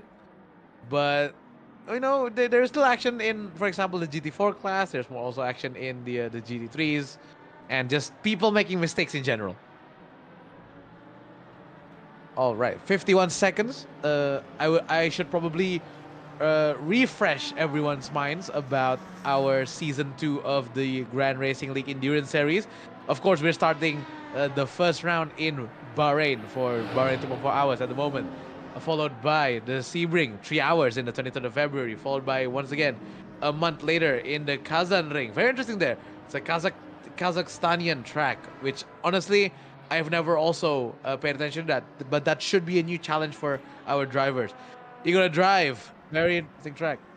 Sorry, Alexei? Oh, that's a Russian. Sorry. That's my knowledge just absolutely killing itself. Apologies about that. Kazan Ring is a Russian track. Give me a second. Kazan Ring. There we go. It's made in Kazan. Thank you. It's Kazan, not Kazakhstan. It's Kazan.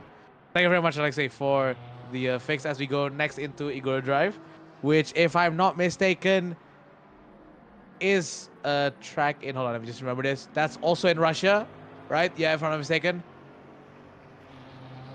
Hopefully, I'm not mistaken. Yeah, okay, there you go. Thank you for the confirmation. So we go to the 2 Russian tracks for round 3 and 4, followed by Zolder, which is an interesting closing of our championship there in the 30th of April. So hopefully everyone would be here to either watch this race or also to just put yourselves into the entry list for the next few rounds. There's still some spots open. for the LMP2 and GT4 class. Not so much for the GT3 cars because I guess everyone just likes GT3s. I don't know. But if you're interested for joining us, you can definitely sign up for the LMP2 and the GT4 cars. Okay, back again to the towers. Daniel is still P6. Is he gaining? Yes, he is actually. He's 3 seconds now compared to Novar. His gap was only 3.5 seconds before. And also, I'm looking at the GT4 cars. David Palce is closing into Andres Tiawan's gap. Now it's 10 seconds. Before it was just over 11 seconds. So both drivers definitely gaining to the guys in front of them. Right, the Dima coach is into the pits. For once again that very very beautiful Need for Speed racing cars. There you go. Checking on the live stream. Live stream is still going good. Very nice. All right. There's a replay here for Monthly Trezev. Didn't pay attention what happened earlier. Was too busy looking at our calendar for a second there. As he's gone very very very wide into the first corner. It is a bit of a problematic breaking point, I must admit. Sometimes the breaking point works, sometimes it doesn't. So I definitely very much relate on that. Nick Roscoff is in the pits along with Dima Kors, which entered earlier in a few seconds ago. Yeah, about 20 seconds ago. So hopefully their pit stops are going well as they switch for hopefully the last time. I think, yeah, hopefully, because these GT3 cars are definitely much more robust in both its fuel and also tires. So we'll see. Maybe both of them will go to the end. This puts both Ritsky and Daniel up to spots to third and fourth behind both Borja Milan and also Bezrukov. Yeah, I mean Borja Milan is just pulling away now. 30 seconds. It's basically the same gap between the LMP2 car of Mika Hakimi and Tokarev, and also the GT3 cars of Milan and Bezrukov. So yeah, definitely showing their skills there. And showing why they deserve that number one position earlier in the qualifying sections.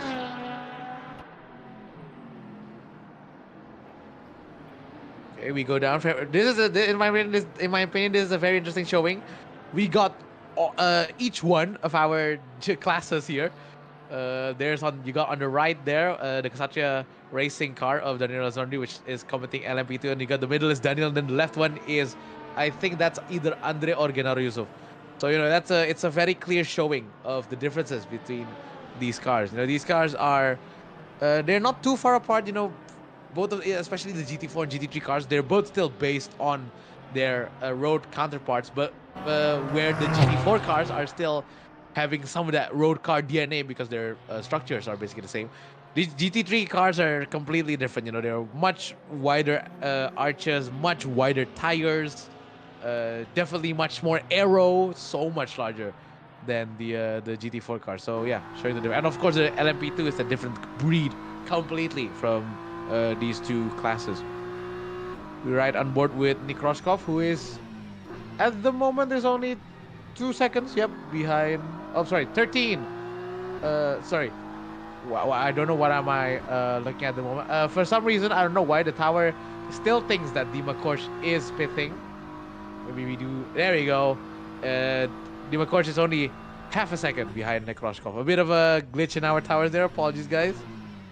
As we see the Need for Speed liveried car trying to chase number 41. Hakimi, Malan, Setiawan, that is your class leaders. Here we go. Sokolov has been looking at the back bumper of Gleb for about the last 1.5 hours, but I think this is his chance right now to take the position away from the alphabet number 16 for tonight. There you go, into the main straight. 4/10 is the difference. Once again, we're trying to find the very little opportunities of slipstream that's given to them. Yellow is at the one for a split second there. Someone's probably gone off. Okay, we're back again to this race for the P5 position in the GT3 car.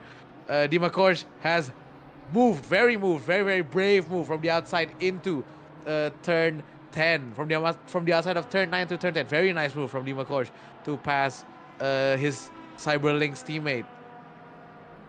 As I think now Dimakosh has been let go to try and chase uh, Daniel's Fokoshin in fourth place. We go back to the GT4 cars, getting ever closer, ever closer. Victor can definitely uh, just, inch by inch trying to catch the rear of that Alphabet Racing number 16. Into turn 9 and 10, our arguably the hardest corner, hardest breaking point and hardest corner of this track because it's going downhill. The gap is still the same. It's still the same gap. These two guys are basically doing the exact same lap times, I think. No difference in the both of them. So yeah, for those who also just joined us, GT4s are also a new addition for season 2 of our GRL Endurance Series. If you are interested in joining us, do join our Discord and join us for the season 2, and also just to basically just drum up the festivities. GT4 is currently sadly our smallest class with only 5 cars competing for now. Hopefully that would add more as the season goes on, because honestly, like, GT4 cars are very interesting. These cars are, as I've said earlier and alluded to in the beginning, no, not in the beginning, sorry, earlier, a little bit earlier, when I was talking about the differences between these cars are very much road based, maybe the only thing different is just they're completely stripped. They have racing slicks, obviously, and also they have a slight wing, but that's about it, really. Not much difference against the normal cars that you usually buy.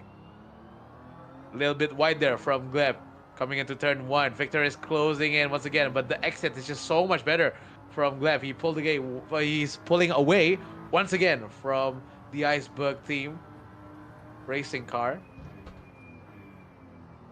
Yeah, I think these two are gonna be stuck in a headlock of trying to catch each other. Victor in a sense of catching in front, and Gleb is just trying to catch the guys in front of him, and trying to catch some gap into himself. Oh, where's one of the Unison racing cars? Careful, Victor! Don't hit one of the Unison cars. Again, I didn't see a good reading of the number, so I don't know. Is that either Flat or Peter? Either way, the Unison Racing teams are also doing very well. Number 55 and number 717, they're both P2 and 3. Yes, in the LMP2 standings.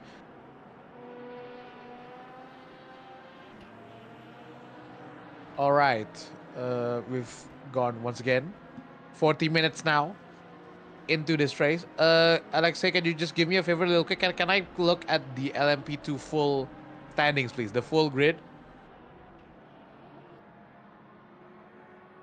Thank you very much. I want to see Zakharov. Oh, Zakharov's gone. No. That's why I was wondering. Like, where is he? Where is Zakharov? No, sadly, did not race. Thank you very much for participating in our season 2 GRL. Hopefully, we'll see you next time around, because that defense was quite something. As Mika Hakimi is now passing Dimakosh for another lap in his LMP2 car. Yeah, again, I mean, honestly, very impressive showings over from Mika Hiki. I'm pretty sure Mika's just basically, as I was saying, he's just doing Sunday driving. Stock rev is slowly catching, but I mean, come on, 28 seconds, really? I don't think there's enough time. Unless Mika does something funny, I don't know. I must also give a column. Oh, yeah, there you go. I must also give compliments for everyone's liveries. Great to see that everyone has their own livery, which is making it much more easier for me to watch the spotters guide. Okay, is Daniel getting? Yes, Daniel is getting closer. Oh, but he's pitting. Oh, he's robbed us. He's robbed us of a viewing of battle, sadly, as Daniel goes into the pit lane. Oh, okay, very nice. He's actually gotten the very first pit entry. Very nice. So basically, he's entered the pits and he's straight to stopping. How convenient. Anyways, uh, we're with David Palce again. The gap is about 2 seconds now. The gap to P3 and 4, which we were seeing earlier, has sadly now grown, as Victor has sadly fallen a little bit behind Gleb in P3 and 4. Andredo is currently under pressure because it is David's turn to catch the Ksatria sim racing car, as we have about 40 minutes to go. Borja Milan is back into the pits as we see yellow in sector 1 there for another split second. One more pit stop should do it. 40 minutes to go. Just a fill up of fuel and also a change of tires to see him into the end of the race. Okay, we have a replay here. I don't know if this. Oh, it's Matvey Treshev again. Has he snapped? Nope, no, he's not. Okay, so I suppose his next line. Oh, okay. That's why. That's why. I think there is a little bit of internet issue from Matvey Treshev, who is currently into the pits, and sadly have DNF, I suppose, because he's into the pits. So, a shame for Matvey Treshev. Good effort for just keeping up driving with everyone else, but we thank you for your participation once again. We'll see you in the next race, hopefully. Back to David Palce again. 1.7 seconds. There's not much going on here. There's the Unison Racing. Not much going on. Not much movement from the GT4 cars in P1, P2. There's also the gap between Gleb and Victor is growing now. 1.1 seconds. Victor seemingly has that ultimate pace for like a split second until that pace sadly dropped away from him. Very cool camera actually there on the outside of turn 13. I like the camera. Pretty sure that mimics real life, if I'm not mistaken, with the camera that's looking up from under the curbs. I like cameras that does like that. Like they try to take an element of a track and they try to infuse this like sense of action, I suppose, which is why the camera is there.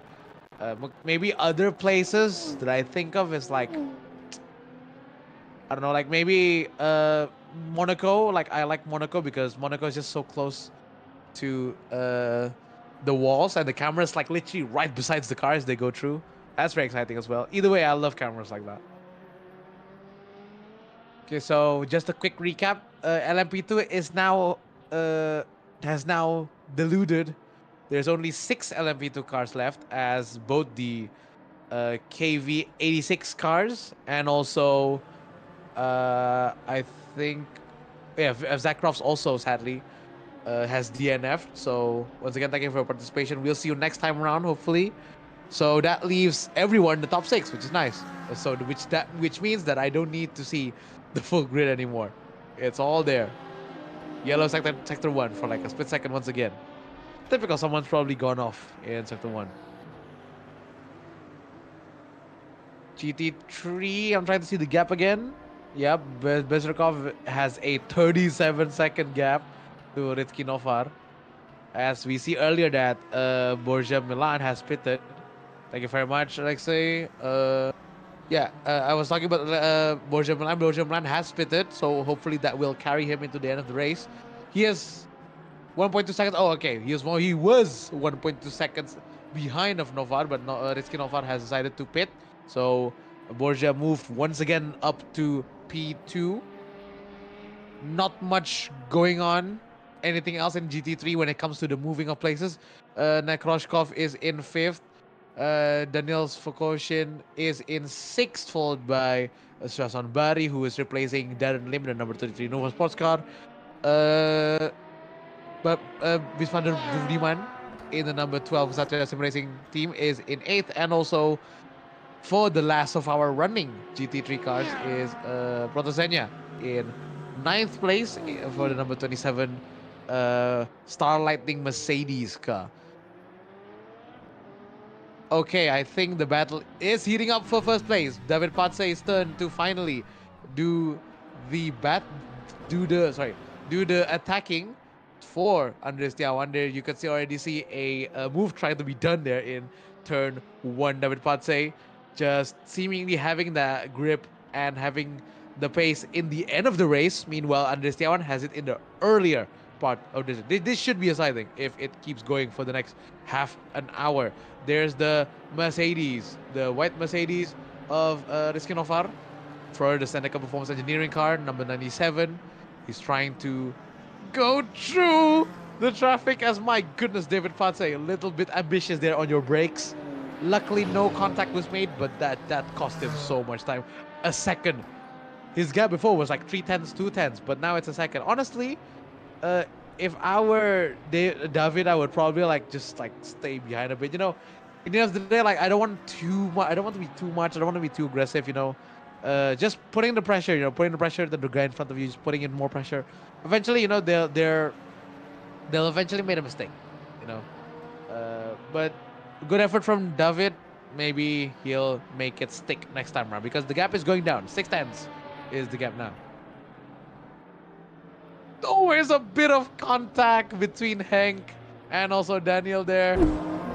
Sadly, Hank has to do a quick 360 there. There he is.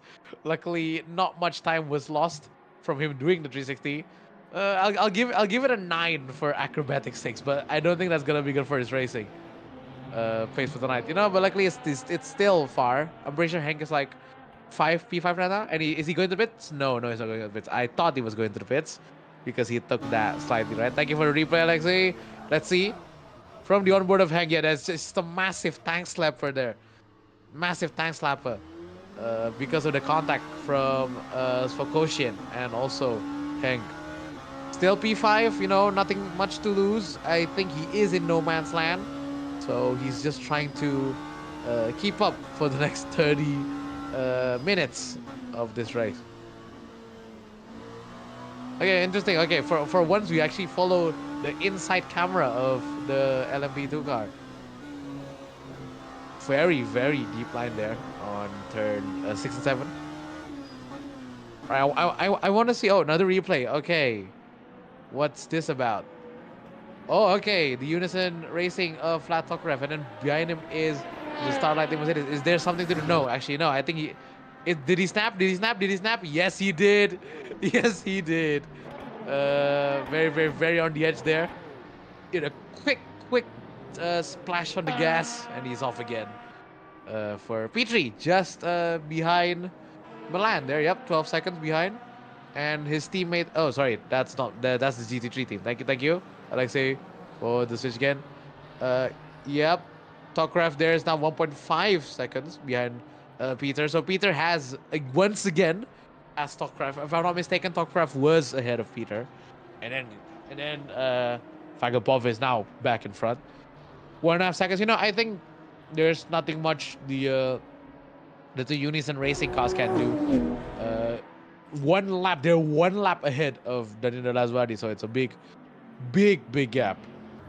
And meanwhile, it's also another big gap to Mika Hakimi. Anyway, back to the GT4 cars. Here you go, David Patse trying to look from the outside. He's trying to swoop from the outside. Is there any chance that Andres is going to give it? Yes, he will. Very, very good move from David Patse there. Very, very brave from the outside. Andres Tiawan also very respectful to the Deltalet Racing Team number 15 driver. As once again, Andre pulls behind into the slipstream of the number 15 car. Here we go. David gives him the middle lane for a little bit. A second there as there goes Mika Hakimi. Mika Hakimi, a bit of a aggressive move on both the GT4 cars there, but luckily he's through with not much issue any other than what has already happened. We're looking from the hood cam, from the badge cam, I must say, because he's right in front of David Patse. David Patse, is he gonna make a mistake? No, he will not. He is so far staying cool under pressure. 3 tenths separating these two Supra GT4s. Into turn 6 and 7 we go. David Patse is taking a very wide line. He's definitely playing with the rear depth. Meanwhile, Andre likes it more stable. Seemingly, David Patse has the ultimate pace. Yep, he is pulling away. 7 tenths is the gap between these two guys. Both of them are yellow, yes, but once again, as I talked about earlier, they have different paces. There you go. They don't have the same overall pace. So which makes it interesting. Which again makes it a shame that there's only 5 GT4 cars, because I'm sure if there's like 10 GT4 cars, definitely a much more exciting round of races. which hopefully you could join. If you haven't joined, you could just join our Discord to join our races. Yellow in Sector 3, as it immediately disappeared, which means someone's just gone off probably. Okay, another sip of my drink for a little bit there. There's Danindra behind.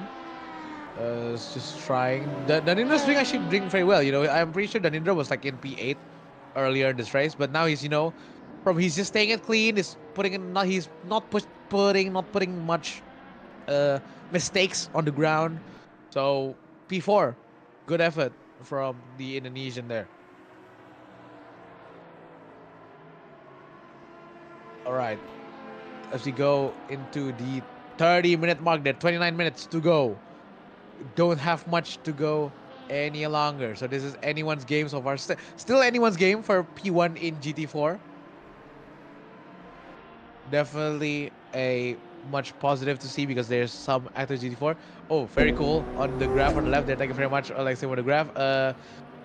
Best mover is Peter. Yeah, Peter's moved from P3. From P5. And he's gained 2 positions. Are very, very nice. And also Danilo Laswardi's moved 4 positions.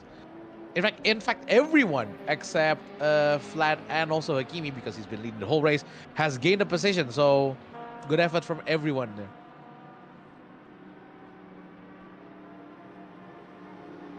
All right, a little bit more traffic. Here you go. Bezrikov is in the pits. Bezrikov is in the pits for the GT3 cars. Yep, there you go. So, Borja is back through once again. He is. I don't know how big is the gap that will be created. Hopefully, it's not that much. But Nikolai should be safe in P2. I hope. Yep. He's out. He's out of the race there. And he is in P2. Yeah, very nice. P2, and he's only half a second behind Milan. So I think, yeah. But again, the overcut certainly seems to work. Because the gap was like 30 seconds, and now Bezrikov's right behind Borja. There's also a chance that Nikolai's just in for like a switch of tires. Nothing more than that. Either way, he's closed the gap massively. We go back to P5, P6. These two guys are basically inseparable. Letskinovar and Daniel Svokoshin has been together for basically like bumper to bumper for like the whole race, basically. I'm pretty sure these guys not these guys. Daniel is getting bored of seeing the white Mercedes rear bumper. So I think it's time for you to get a move on, my guy. It's time for you to get that P5, hopefully. Yeah, 1 second. 9 seconds, 9 tenths. And it's back to the second. Okay, once again, I'm seeing the gaps because I haven't actually seen the gaps so far. Mika Hakimi has stretched his lead now to 35 seconds. It was 28 seconds earlier. Just insane. So, again, proving why Mika Hakimi wins, the big win gap that he has last time on Formula Sunrise. 40 points difference. There's a reason why Mika Hakimi is very, very renowned here in GRL. So hopefully we'll see more of him soon. And I bet there will be more of him. Okay, we move into the P3, P4. Victor has once again closed up into Gleb. There is the Mercedes of the Star Lightning of Artem there, just passing the both of them. There we oh wow, Gleb is actually keeping up with that Mercedes. Very interesting. Probably just tires issue or something. Either way, Victor is closing in. He's closing in too quickly there. My goodness, there's a bit of a touch there. Too enthusiastic from Victor there. And he's completely bashed into the back of the rear bumper of Gleb's Supra. And that's once again, that gives us such a big gap. Thank you for the replay, Alexei. As we see from the onboard of Victor. Yeah, just too late on the brakes, I don't know if that's his fault. I don't know if that's his fault or is that Gleb just braking too early. Either way, that's an issue that Victor has to once again now reel again the Supra. Okay, quite crowded here actually. 25 minutes to go. Quite crowded. We got multiple GT3 cars and also one of the GT4 cars in the back. DT3, 1.4 seconds separates Daniel. Is just making sure, is Bismat Fur behind them both in the yellow? Is he P7 or is he P8? Thank you very much. He is P8. Oh, he's one lap down, sadly. Oh, I thought that's for position. Oh well, it's it's only for Nofara and also Spokoshin. Okay, thank you very much for the graphic there. Usually I commentate on Assetto Corsa leagues, so it's very nice because like R Factor has very, in my opinion, very good towers for stuff like this, because you could see the gain, you could see the intervals, you could see the outright gap between anyone. So I say it's interesting. Definitely a step up from AC, in my opinion, because once again, AC is an old game. I guess you could use. There's so much you can do by just modding. Kind of needs more sometimes. Okay, GT4. Nope, no difference. I don't know why. Gennaro Yusuf is about 4 laps down. I don't know why that happened. Hopefully, it's just more of just, I don't know, drive technical issues. It's either that or driver issue. I don't know. It's either the two. But hopefully in the next round, Gennaro could be much more competitive. Uh, as a fellow countryman, I definitely want to see him do well, like what Andre is currently doing. So hopefully next time he will do well. Oh, speaking of Andre, Andre was leading. Now David's now back through of Andre, and it's a big gap as well, 5 seconds. The repeat, I didn't pay attention, but either way, it's a big gap that's formed in the P1 and P2, the P1 and P2 of the GT4 class. Okay, as I once again try to access. Please hold on, I'll give you a minute, guys. There you go. Right. Hopefully, the 9 watchers at the moment is still enjoying this race. I know you're just playing this in the background, basically. Nothing much going on for now. Victor is still stuck behind Gleb. The both of them are like basically the exact same gap. I'm pretty sure the gap was like half a second, right? Yeah, just a few laps ago, and it's still half a second. Three tenths. You know what? 3 tenths. I'll give Victor that. Into the slipstream, Victor goes. He is actually catching up quite rapidly. 2 tenths. Now 1 tenth. Now, any bravery in the brakes? Nope. Oh, brave. No brave. Oh, that's because there is that Mika Hakimi there? No, sorry, that's Hank in the Hank the Hank Stenica Performance Engineering car, number 8. His self-titled team. Yeah, honestly, Mika and Hank's car just look very similar. They're both dark colored with white striping, so I apologize for the mistake that I do occasionally. Thank you for the replay, Alexei. As we see here, yep, there you go, Hank. Little bit of a Tokyo drift there. Just trying to put some action into his race, I suppose, because he is in absolutely no man's land at the moment. There goes both of the Unison Racing teams. Another clean pass through the GT4 cars. They go. Not much difference in the class leaders, but David Palce has passed Andres Tiawan. Oh, okay. I don't know what happened there, but Gleb has apparently completely given the place to Victor. I don't know what was that about. Maybe it's a agreement. Maybe they're in a call somewhere. Actually, I don't know. Maybe they could be. But either way, they've switched places, and Victor is now leading in P3, while Gleb has to settle for P4. We're just once again, we're looking at the P2 and 3, the Unison Racing cars. There is Dima Korj in front of them as a traffic car, sadly. Yep, there you go.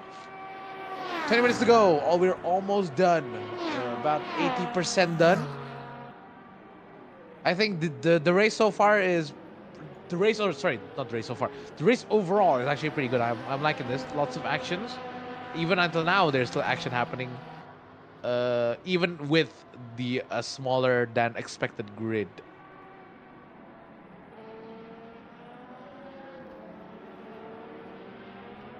Okay, there goes Artem. They've both passed Artem as well. The number 27 Star Lightning car. As I try to find. Hold on, give me a second, guys. All right, I think we're good. Yep, there you go. Number 23, they still go. These two guys were in a battle with Alexander Zakharov, but sadly, Zakharov has to DNF, sadly. So, you know, hopefully he'll go be back soon to avenge, I suppose, avenge himself against these two guys. Also, a bit of a side note, really nice livery. You know, all of these guys designed their own liveries for their own teams, and honestly, I like the unison with that bird pattern. Apologies because I don't know what bird is that exactly, but either way, I like the chrome design on it, and the very I suppose the red. There's red accents as well. Yeah, very nice. It's a phoenix. If it is fire and if it is red and if it is fire, that's probably phoenix. So that's pretty cool as well. Okay, Peter Vagapov is in the pits. So the two Unison Racing cars has to say goodbye for a second. Uh, I think one of them's gonna go pit and the other's gonna pit in the next lap.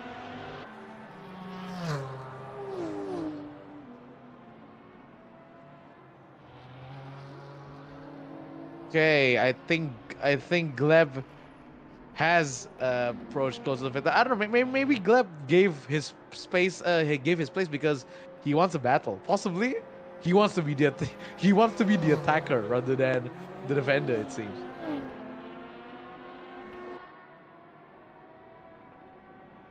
Okay, there goes Fagapov coming out of the pit. Perfectly sandwiching himself between the two GT4 cars. As Danindra Razwadi in the behind, we see Danindra. Yep, there we go. Bring it of you. Also trying to navigate through the traffic at the moment.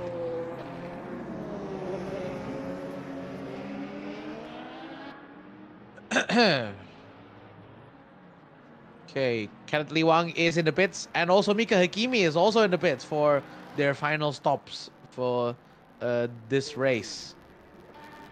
Great race so far from Mika Hakimi. Not much going on, but honestly, that's what you want in an endurance race.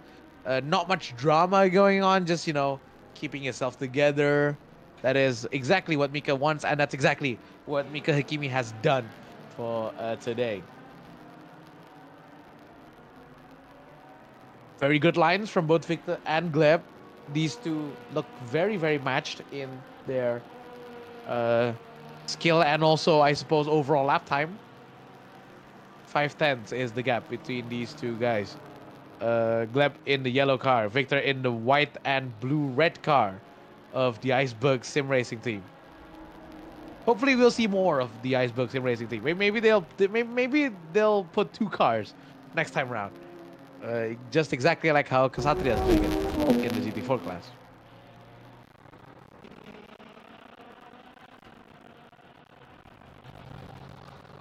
Okay, hopefully you guys watching are still awake. Hopefully. Yeah. Also, I suppose I'll take this time to just give a quick thanks to GRL to also give me a space to commentate. I suppose I'll try to just heat up the situation, I suppose. And I know, well, Jean is not here, and where I definitely prefer if Jean is here. That is certainly not the case. So I'll try to give my best for you guys in the lone commentary booth. Which, fun fact, I don't actually do lone commentary. Usually I do commentary with someone besides me. So this is certainly a new experience. And hopefully I didn't let you guys down that much. Because I know there's definitely places where I can improve. There are places where I can uh, just be better of myself, I suppose. So including one of them is the stuttering. But honestly, as a commentator, you do have a lot of things to think about. And out here, we're trying our best to give you guys the best showing for this race. Okay, another refresh of the tower. Thank you, Alexei. LMP2, GT3, GT4, our 3 classes that we have today. And this Tiawan has fallen behind, way behind the David Palce. I suppose the drop off of the pace is massive if that happens. Borja Milan is 8 seconds in front of Bezrikov in second. These two are also not much. Honestly, yeah, there's not much of a there's not that big of a gap in the ultimate pace in the GT3 cars. Borja, very good performance, and I'm sure Bezrikov should also Nikolai Bezrikov should also be very proud of his second position for the Team Phoenix Mercedes. Dima Korsh also very good performance. He was like P4 P5 earlier in this race, but he's now P3 in a podium and seemingly able to secure that podium if nothing goes wrong. But as we see earlier and over again, these cars can snap. These cars can push you and like put you into the sand basically. So 13 minutes left. See, it's almost over, so I suppose just drive carefully, nothing too much, just bring home that podium.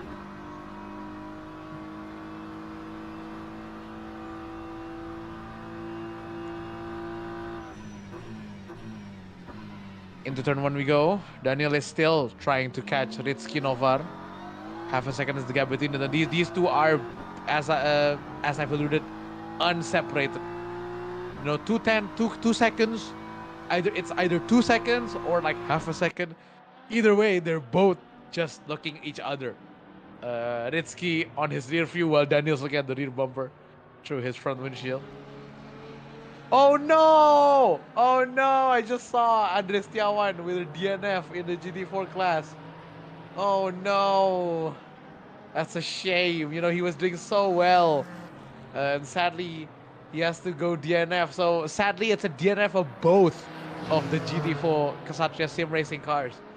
That's a shame. That's an absolute shame. That's just, as an Indonesian, that kind of hurts. But, hopefully next time around you guys can do another good showing. So thank you once again for participating in the Grand Racing League Endurance Series. And hopefully we'll see the 2 Ksatria Sim Racing GT4 cars in the next race as well. Camera is still focused within the battle between Novar and Svokoshin. Number 97 and number 69. There was a yellow for a split second. My goodness, that was extremely quickly. Someone's just run off wide as usual. Again, very nice camera inside the curves. They're very cool. I like the positioning. So, just a bit of an info for our viewers. I kind of want to quickly talk about main drivers because everyone is a main driver except for now the Nuvo Sports number 33 Darren Lim and Shazwan Bari. They both apparently did a swap, as you can see, because Shazwan is currently driving the number 33 BMW. Okay, bit of a more traffic in front of them. I think that's Gleb there. Gleb is just, it's either Gleb, David. It's probably David actually. If there's like, is there a line? Is there a line?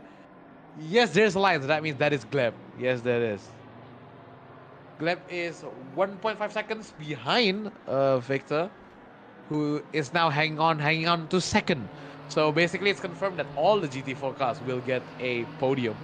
All the running GT4 cars will get a podium. Okay, Riskinov is currently trying to navigate against the traffic that's happening behind. Daniel's following behind him. Much more easier for Daniel to pass, seemingly. Ritski has to kind of work for that. And here we go. They're both really close now. Seemingly better exit for Daniel in the BMW. BMW versus Mercedes. These are 2 large Japanese companies. There should be a Porsche. One Porsche who is driven by Bruno Kolev, but sadly Bruno Kolev is not here. But I am excited to see how that 911 will go. But for now, we're only stuck with BMWs and Mercedes. 10 minutes remaining. I can't believe it's already only 10 minutes remaining. Over 2 hours. That is very brave from Mika Hakimi there. Yeah, very brave from the Brabham Motorsport driver there. But once again, very clean. Oh, there you go. There's Hank and also Danindra in the Kshatriya Racing Team car there. Lots of LMP2 cars passing the GT3 cars at the moment. Oh, bumper to bumper now. Daniel can now take that momentum outside of turn 14 and 15. Is there any form of slipstream he can take? No, seemingly no. That Mercedes is just a rocket ship in the straight line, it seems. 0.2 of a second is still. But Daniel is so much braver in the brakes. Yep, much braver in the brakes. He's closed up once again. But the exit, not far. It's just got this. Very, very interesting.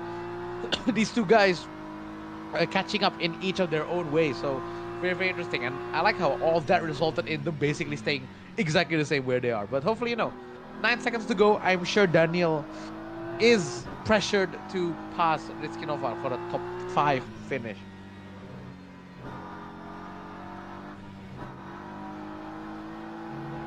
Another sip of my drink. Put that down there. Oh, bit of a bump there from Daniel. Daniel's definitely getting a bit aggressive as we see. Coming out of turn 8.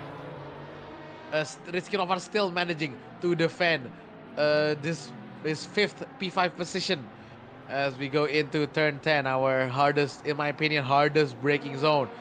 Daniel's right behind of that Mercedes. He knows he has only 8 minutes to go. He knows he has to finish this move right now. Yellow in sector 3. As we see for a little bit of a second there. Someone probably spun. Going out of turn 11. Not much you can do in these corners, but you can definitely catch up behind that Mercedes. Here we go. Much better exit from Daniel. Fantastic there as he's, oh my goodness, really, really closing up into rear bumper of that Mercedes. 210s, still nothing separating between us. Is this the closest battle we have? Yes, it is actually. Yes, it is. Everyone else is pretty far away, or like a little bit far away from each other, but we're still just focused on this battle. There's a little bit of a mistake from the both of them actually.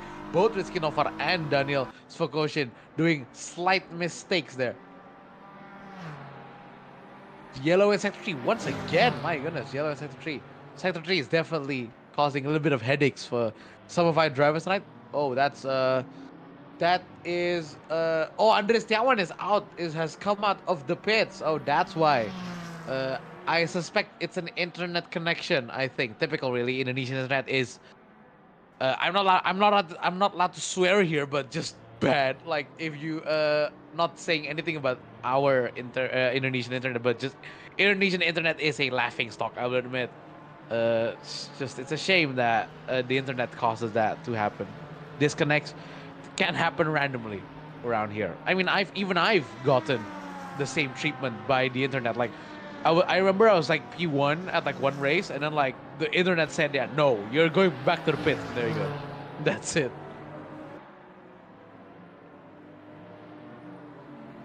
Okay.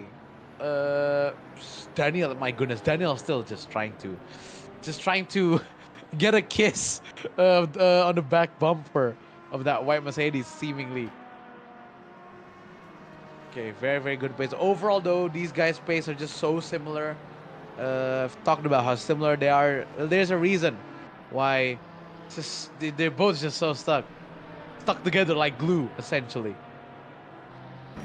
There is one of the Unison cars. Yep, that's one of the Unison cars. I didn't pay attention which Unison car that is. I'm pretty sure that is a flat because I didn't see 3 numbers. I saw 2 numbers of his car. So either way, good effort for the 2 Unison cars.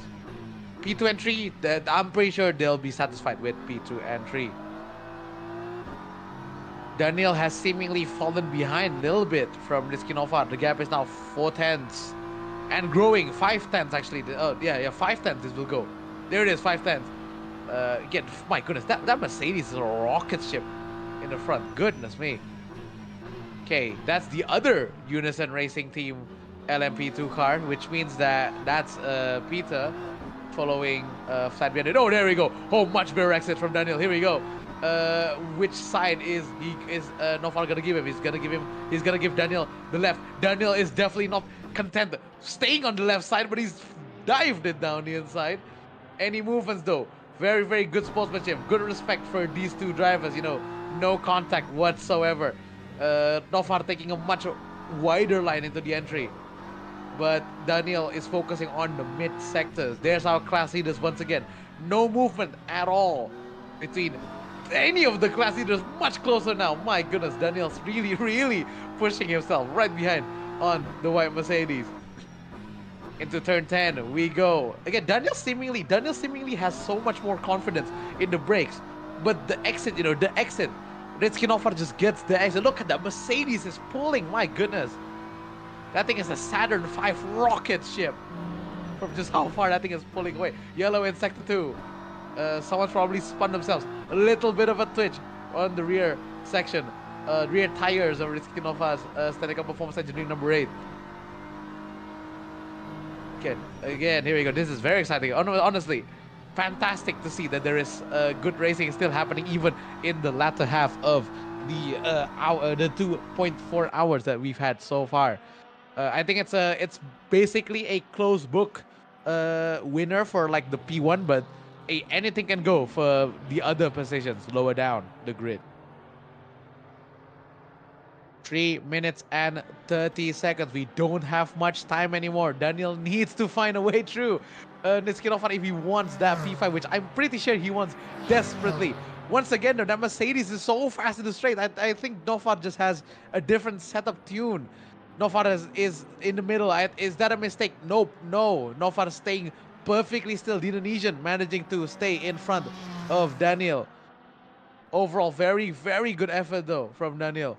As we still see these two just bumper to bumper. Fantastic action from the two. Okay, I just want to quickly check again. 2 minutes now. Less than 2 minutes.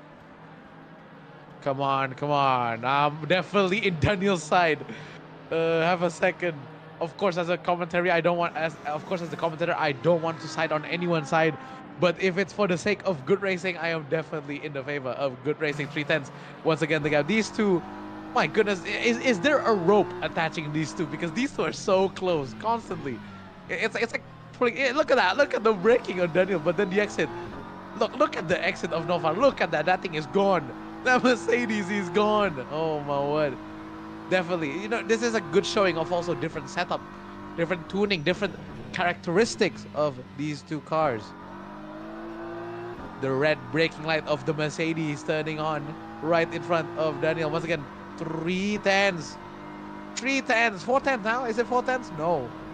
Nope. In fact, Daniel's actually much better around turn 10. So I think I can see like a not a habit, but like a seemingly oh dear, what's that about? Okay, I don't know what happened there, but Daniel seemingly sorry. Ah, I see. Thank you very much for the input, Lexi. It's a bit of a shame though. That was very, very, very good showing there. Very, very good showing from both drivers. But I think Daniel has to press the brakes to not get a penalty, which is a shame. But very, very good effort. So this allows us to see P1 Mika Hakimi. He's been basically untouchable the whole race. Insane from the Malaysian here. He's showing once again what he truly has inside of him. He's shown how dominant he is in Formula Sunrise, and he's probably gonna move that dominance into the Season 2 Endurance Series. So fantastic result from the Brabham Motorsport team. You know, I expect nothing less from someone that's in a team as big as Brabham Motorsport. As you know, Brabham, a little bit of history, started by Jack Brabham in Formula 1. But of course, now they've turned into a sim racing team, which the owner, which is actually one of the sons of the Brabham, is following, of course. All right, again, another replay, another Matt Fate Trash F replay. What's going to happen here? Is this another snap? Yes, it is. Yes, it is. He's right in the curbs, and that is a massive spin out from the BMW driver. He's just there basically to fill up the grid, sadly, which I appreciate. You know what? I appreciate anyone who is just, you know, going through the motions here. Another replay.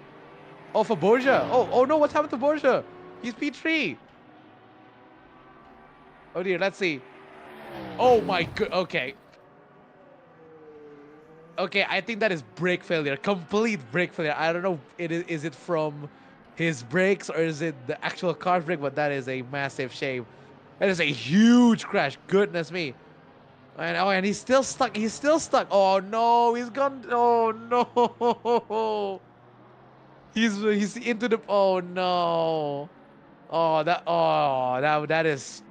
That is such a pain in the heart there for Borja. He was so good. He was pushing so hard. Such a big difference, such a big gap he's made, but seemingly luck is not in his side. But that gives, of course, Bezrikov. That gives Nikolai Bezrikov, who's been stuck in P2 the whole race.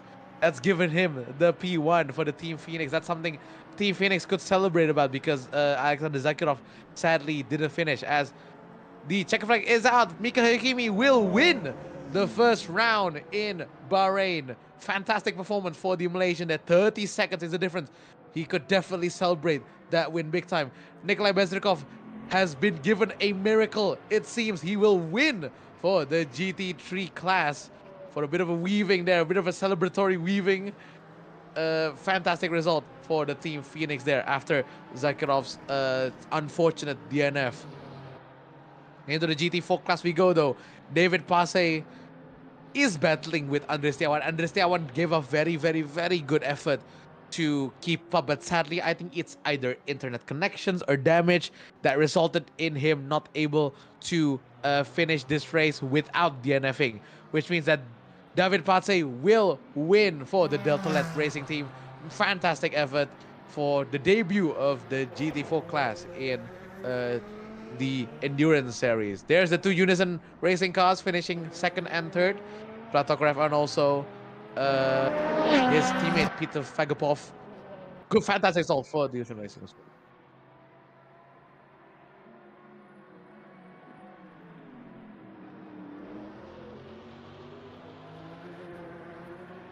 Thank you very much, Alexei, for the uh, news to our drivers to go into the commentary room. Again, I would first of all like to congratulate Mika Hakimi, Nikolai Bezrukov, and also David Passe for their wins once again. I don't know what is Mika's doing. I think Mika's getting. Oh, there you go. He into the pit he goes. There we go. Into the pit he goes to park his Brabham Motorsport car. So that is our overall. That is our 2.4 hours of Bahrain done and dusted. Our round one seemingly going on without any problems. Mika Hikimi wins the overall win for the LMP2, followed by Flatokrev and also Peter Fagopov in the two Unison Racing cars. Good results for them. GT3, we have Nikolai Bezrukov in the number one position, which has been seemingly given to him in a silver platter by uh, Borussia Milan. Not sadly not finishing this race. Behind him, Dima Korj, fantastic result for him. P2 for someone who started P4 or around there. Fantastic result for the Need for Speed liveried BMW. And also, Alexander Nekroshkov will finish up the podium in the GT3 class. GT4 class, our debut for this season. David Patsey wins it by over a minute, basically, compared to the other GT4 cars. That's because, unfortunately, Andres Tiawan's internet probably played a problem there, and so which demoted him to P4. Behind David Pate is Victor Sokolov. Good effort from him. He was battling with Gleb Kalyagin the whole race, and then he managed to go ahead of him.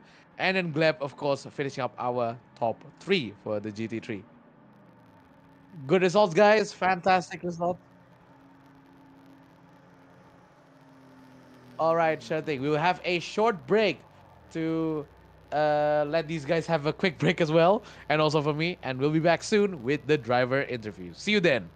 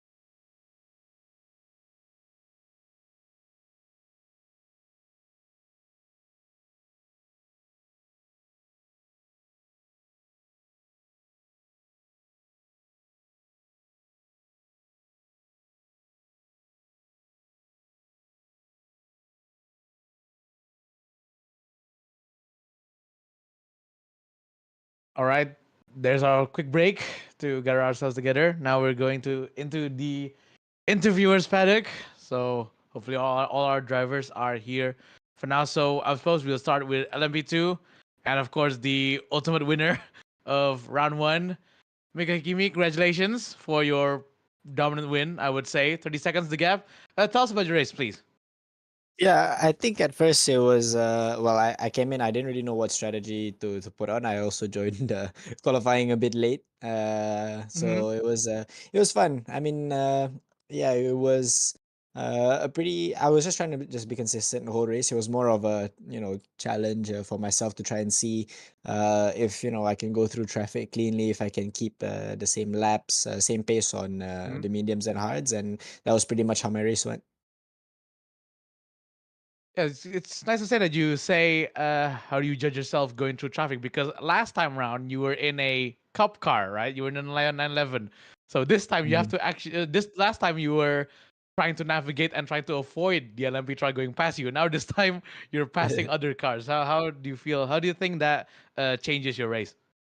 Yeah, I mean, I've always been an LMP2 driver, and last time out, Mm-hmm. I did the slower cars, the cup cars, because I wanted to Mm-hmm. just have like I would say like a wider skill set, try and understand like the different classes, because there's very different Right. styles of driving, where you pull, the way you pull your punches or the way you make your moves, very different in the two classes. So it was just more about trying something new with that cup car, and then now I'm back in a territory that's a bit more familiar to me. So it was fun. Most of the race was just I was trying to challenge myself in terms of pace and consistency, and then of course the added challenge of the traffic on top. Will you think familiarity give you the overall win this time around? Yeah, I would say so because I didn't spend much time on practice actually. I just loaded a setup I had from a previous race that I did here, and I just jumped in straight away within the first 2 3 laps. I was hitting the personal best that I was hitting up until today. So yeah, the familiarity definitely helped because I spent almost no time to get used to the car again. Yeah, fantastic. We'll see you hopefully in the front of the grid sooner or later in the other races, and Thank you. hopefully this will definitely give you a big boost for your championship win. Thank you very much, Mika Thank you very Hakimi, much. for that. Thank you. Thank you for commentating on the race, and also thank you very much to the whole of GRL and Alexi for making this league happen. I appreciate it. It's good to see more leagues in Affected too, considering so many are not running anymore. So yeah, it's a great to be here. So thank you so much to you guys for making it happen. Certainly, thank you very much, Mika, for the kind words. Congrats once again on your P1, and hopefully the next races will also go as well. Thank you very much. Thank you. All right, we go next into the P2 finisher for our LMP2 class, Flat Talk Rev. Hello, you started in P2 and you finished in P2. How did your race go though? Oh, sorry. My mistake. Didn't pay attention. Yes, but overall, pretty nice overall result. Maybe I'll probably need my own words. Good result for Flat Dog Ref there. He finished P2. He finished P2, started P2, so no difference. Although there is a little bit of action there between his teammate, which is Peter Vagapov. Hello. You started in P5 earlier in the race for the qualifying, and you finished in P3. So, good jump in the grid. How did your race go, in your opinion? Yeah, the whole race, to be honest with you, started with a crash. So I got some damage on Hmm. the start, and I had like 15 degrees right wheel. So it was not Gee, pointing on the okay. sensor. It was a little bit right. So I was driving the whole race with this damage, and yeah, definitely, without damage, I could be a little bit faster. But anyways, I'm really happy to get the podium P3. Vlad is really happy because I talked to him after the race. He said that Hakimi was fast on the first stint, and then because we were fighting each other, so me, Hmm. Tucker, Zakharov, and other guys, and he just got like 30, 20 seconds ahead and just was keeping the pace, and we were trying to change the strategy, try to drive on softs after second stint. I was driving softs. Vlad decided on the second stint put a softer tire, and so we were Mhm. like fighting with Zakharov, and yeah, the way he was fighting, I think, was a little bit too over uh, too dangerous. I must say. Uh, and after that, I just decided to give Vlad position to give him the second place because he had softer tires and he was faster. And my thing was just to finish the race because I had a lot of damage, and if I pushed too much, I would have spun the car or crash. But anyways, I haven't been driving for endurance racing for a long time, Mhm. uh, and yeah, the way to pass to remember how to pass the cars, slower cars, and to overtake without the red zone because I'm much more Formula One car specialist. Yeah. So it was really fun. Thank you, Alexei Zagorodny, uh, for making this league, and thank you for everyone to join and come in. Congratulations to my teammate to Kimi. So and I think we're gonna be a little bit near him in the next race. Okay, thank you very much, Peter, for your words. Again, fantastic results still, even with the damage. So hopefully we'll see you higher up the grid next time round. Thank you very much, Peter.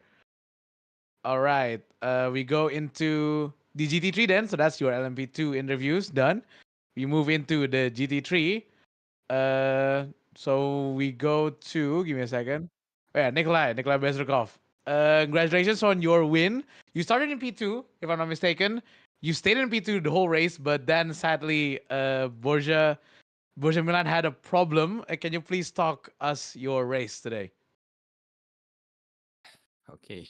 First of all, I want to thank all admins and all racers in today's stage, but yeah, I'm a little bit sweaty.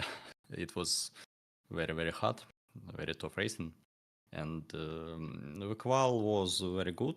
I think I wasn't expect such a good pace. Maybe P3 or P4 would be just fine for me, but P2 awesome and really close to Borja. But when the race started, pace was also quite good.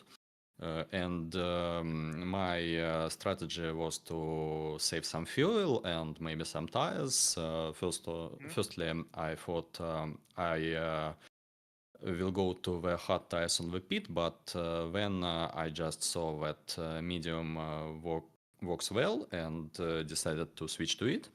So all was pretty good and as I planned, but at the middle of a race there was very bad uh, moment for me when Artem Protasenia spun out just in front of me, and I couldn't avoid it and lost about 10 or 11 seconds. And much was I also lost tires fidelity, and I, Right. I had I had really good, really not good flat spots on my tires, and pace became a little bit worse.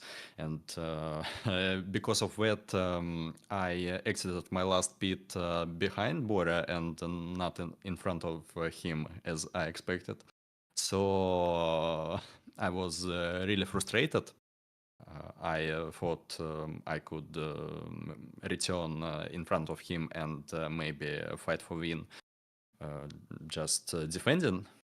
But when I returned behind him, I knew I had no chance to overtake on these tires, and he had amazing pace, absolutely amazing pace, Mhm. really solid and smooth also.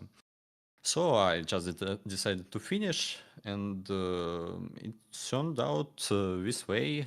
Borja lost to his gear, and really bad luck for him, but good luck for me.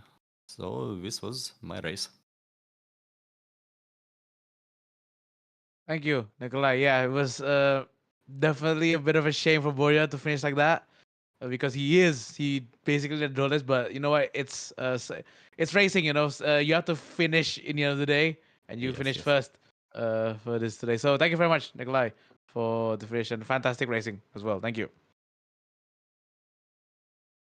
All right, we move on to P2 in the GT3 class. We go to Dima Korsh. Hello.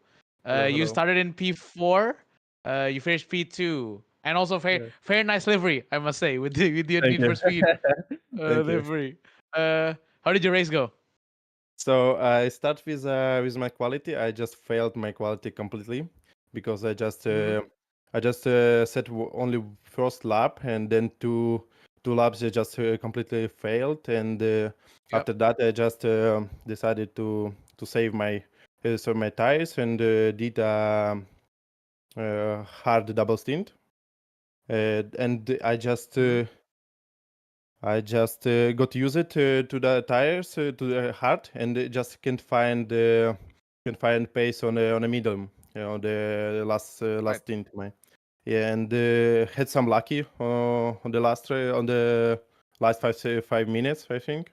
Yeah, just Milan had some problems. I didn't really know what happened, and some strangeness what was on the start. I didn't understand what happened on the start. Huh? We had just some random start, so for a GT class, and yeah, but the race was nice. It was a great battle with a strategy, but I don't understand where I had mistakes, but I want to check it, and maybe I will fix it Yeah. for next race. So yeah. Yeah. Hopefully, you'll get that fixed up, sorted by the next race. Also, I want to have one more question actually. Last Yeah. time you in the endurance racing, you raced in the 911, right? For like one round, if I'm not mistaken, right? Sorry again. Oh, you raced the last time round in the endurance season one. You raced in the 911 in one round, if I'm not mistaken. Yeah. It was a thing Zanward. Yeah, Right, it Sanford. it was Will Zanward. you be able? Will you think you'll be able to contest the whole season this time around? Yeah, I think yeah. All Why right, not? great, fantastic. Just need that confirmation, basically. Hopefully, we'll see you more in the Of course, podium of course, of for course. the Yeah, GT3. yeah, of course. Okay. I hope so. Congrats again, Dima, for your P. Congrats again for the P2. Great Thank you. move up the field. I'm pretty sure your strategy mid. Yeah, I'm pretty sure I remember you did an overcut and that like you jumped over like two cars, if I'm not mistaken. Yes. But then I just lost my pace on a medium. I just can't find it because really I used to got used to on the hard tires, and I just can't find really some pace on medium. So Right. Either way, still a P2. Still yeah, something to bring home for. And yeah. congrats with that Yeah, result. thank you so much, and thank you, Alexei, for this leak and everybody who raced today. So thank you so much, and for your commentation. Thank you. Thank you. Thank you, Dima. All right. We're going to the last interviewer for today.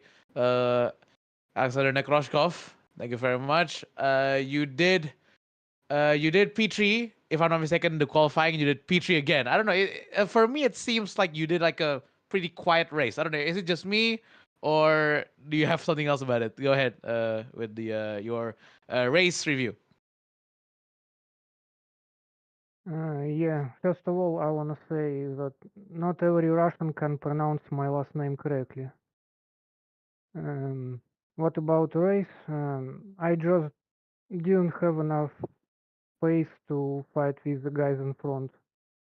Hmm. And I'm here just because our bro in front of us have had problems with pedals. So here we are. Yeah, but overall, besides your reduced in pace, overall, did you have a trouble-free race, or do you think there's still some issues that you need to fix? Um, Probably just um, problem with space. I don't have Pace, my yeah, right? not enough Right. speed. So hopefully you'll find more of it next round in Sebring, hopefully. Do you think Sebring is a good track to suit you? Uh, can you repeat, please? Oh, thank you. I don't know. We'll see. All right. Well, there you go. Hopefully, the next round will bring you another podium, Alex. So, thank you for the interview and congrats again for your P3. Thank you very much. Thank you. All right. There you go. That's it for our round one. Very eventful race, but honestly, quite the exciting one as well. I'm pretty sure Alexei could also agree with me for tonight's race. So yeah, don't go anywhere. There's still gonna be 4 more rounds. That's gonna be the next. That's gonna be happening. The next one is in Sebring, as I've talked about earlier, which will be happening in the 23rd of February of 2025. So hopefully, our drivers could prepare for that and just take a breather and just look forward for the next round. But I think that's it, I suppose. I don't think Alex has anything else to say. From the commentary booth, me, Evan Osea, thank you very much for you guys that has been watching. Thank you very much as well for Alexei for giving me the opportunity to commentary because I know English commentary has been something that GRL is kind of struggling to find. So I'm happy to give my services basically for the Endurance Series. I think I should be available for the next one, so hopefully I'll see you next time round. So from me, Evan Osea, Alexei Sagonev, and also every single other driver in our GRL competition, we'll see you next week for, not next week, we'll see you next month for Sebring 3 hours in our Grand Racing League Endurance Series Season 2. Thank you guys, and we'll see you around.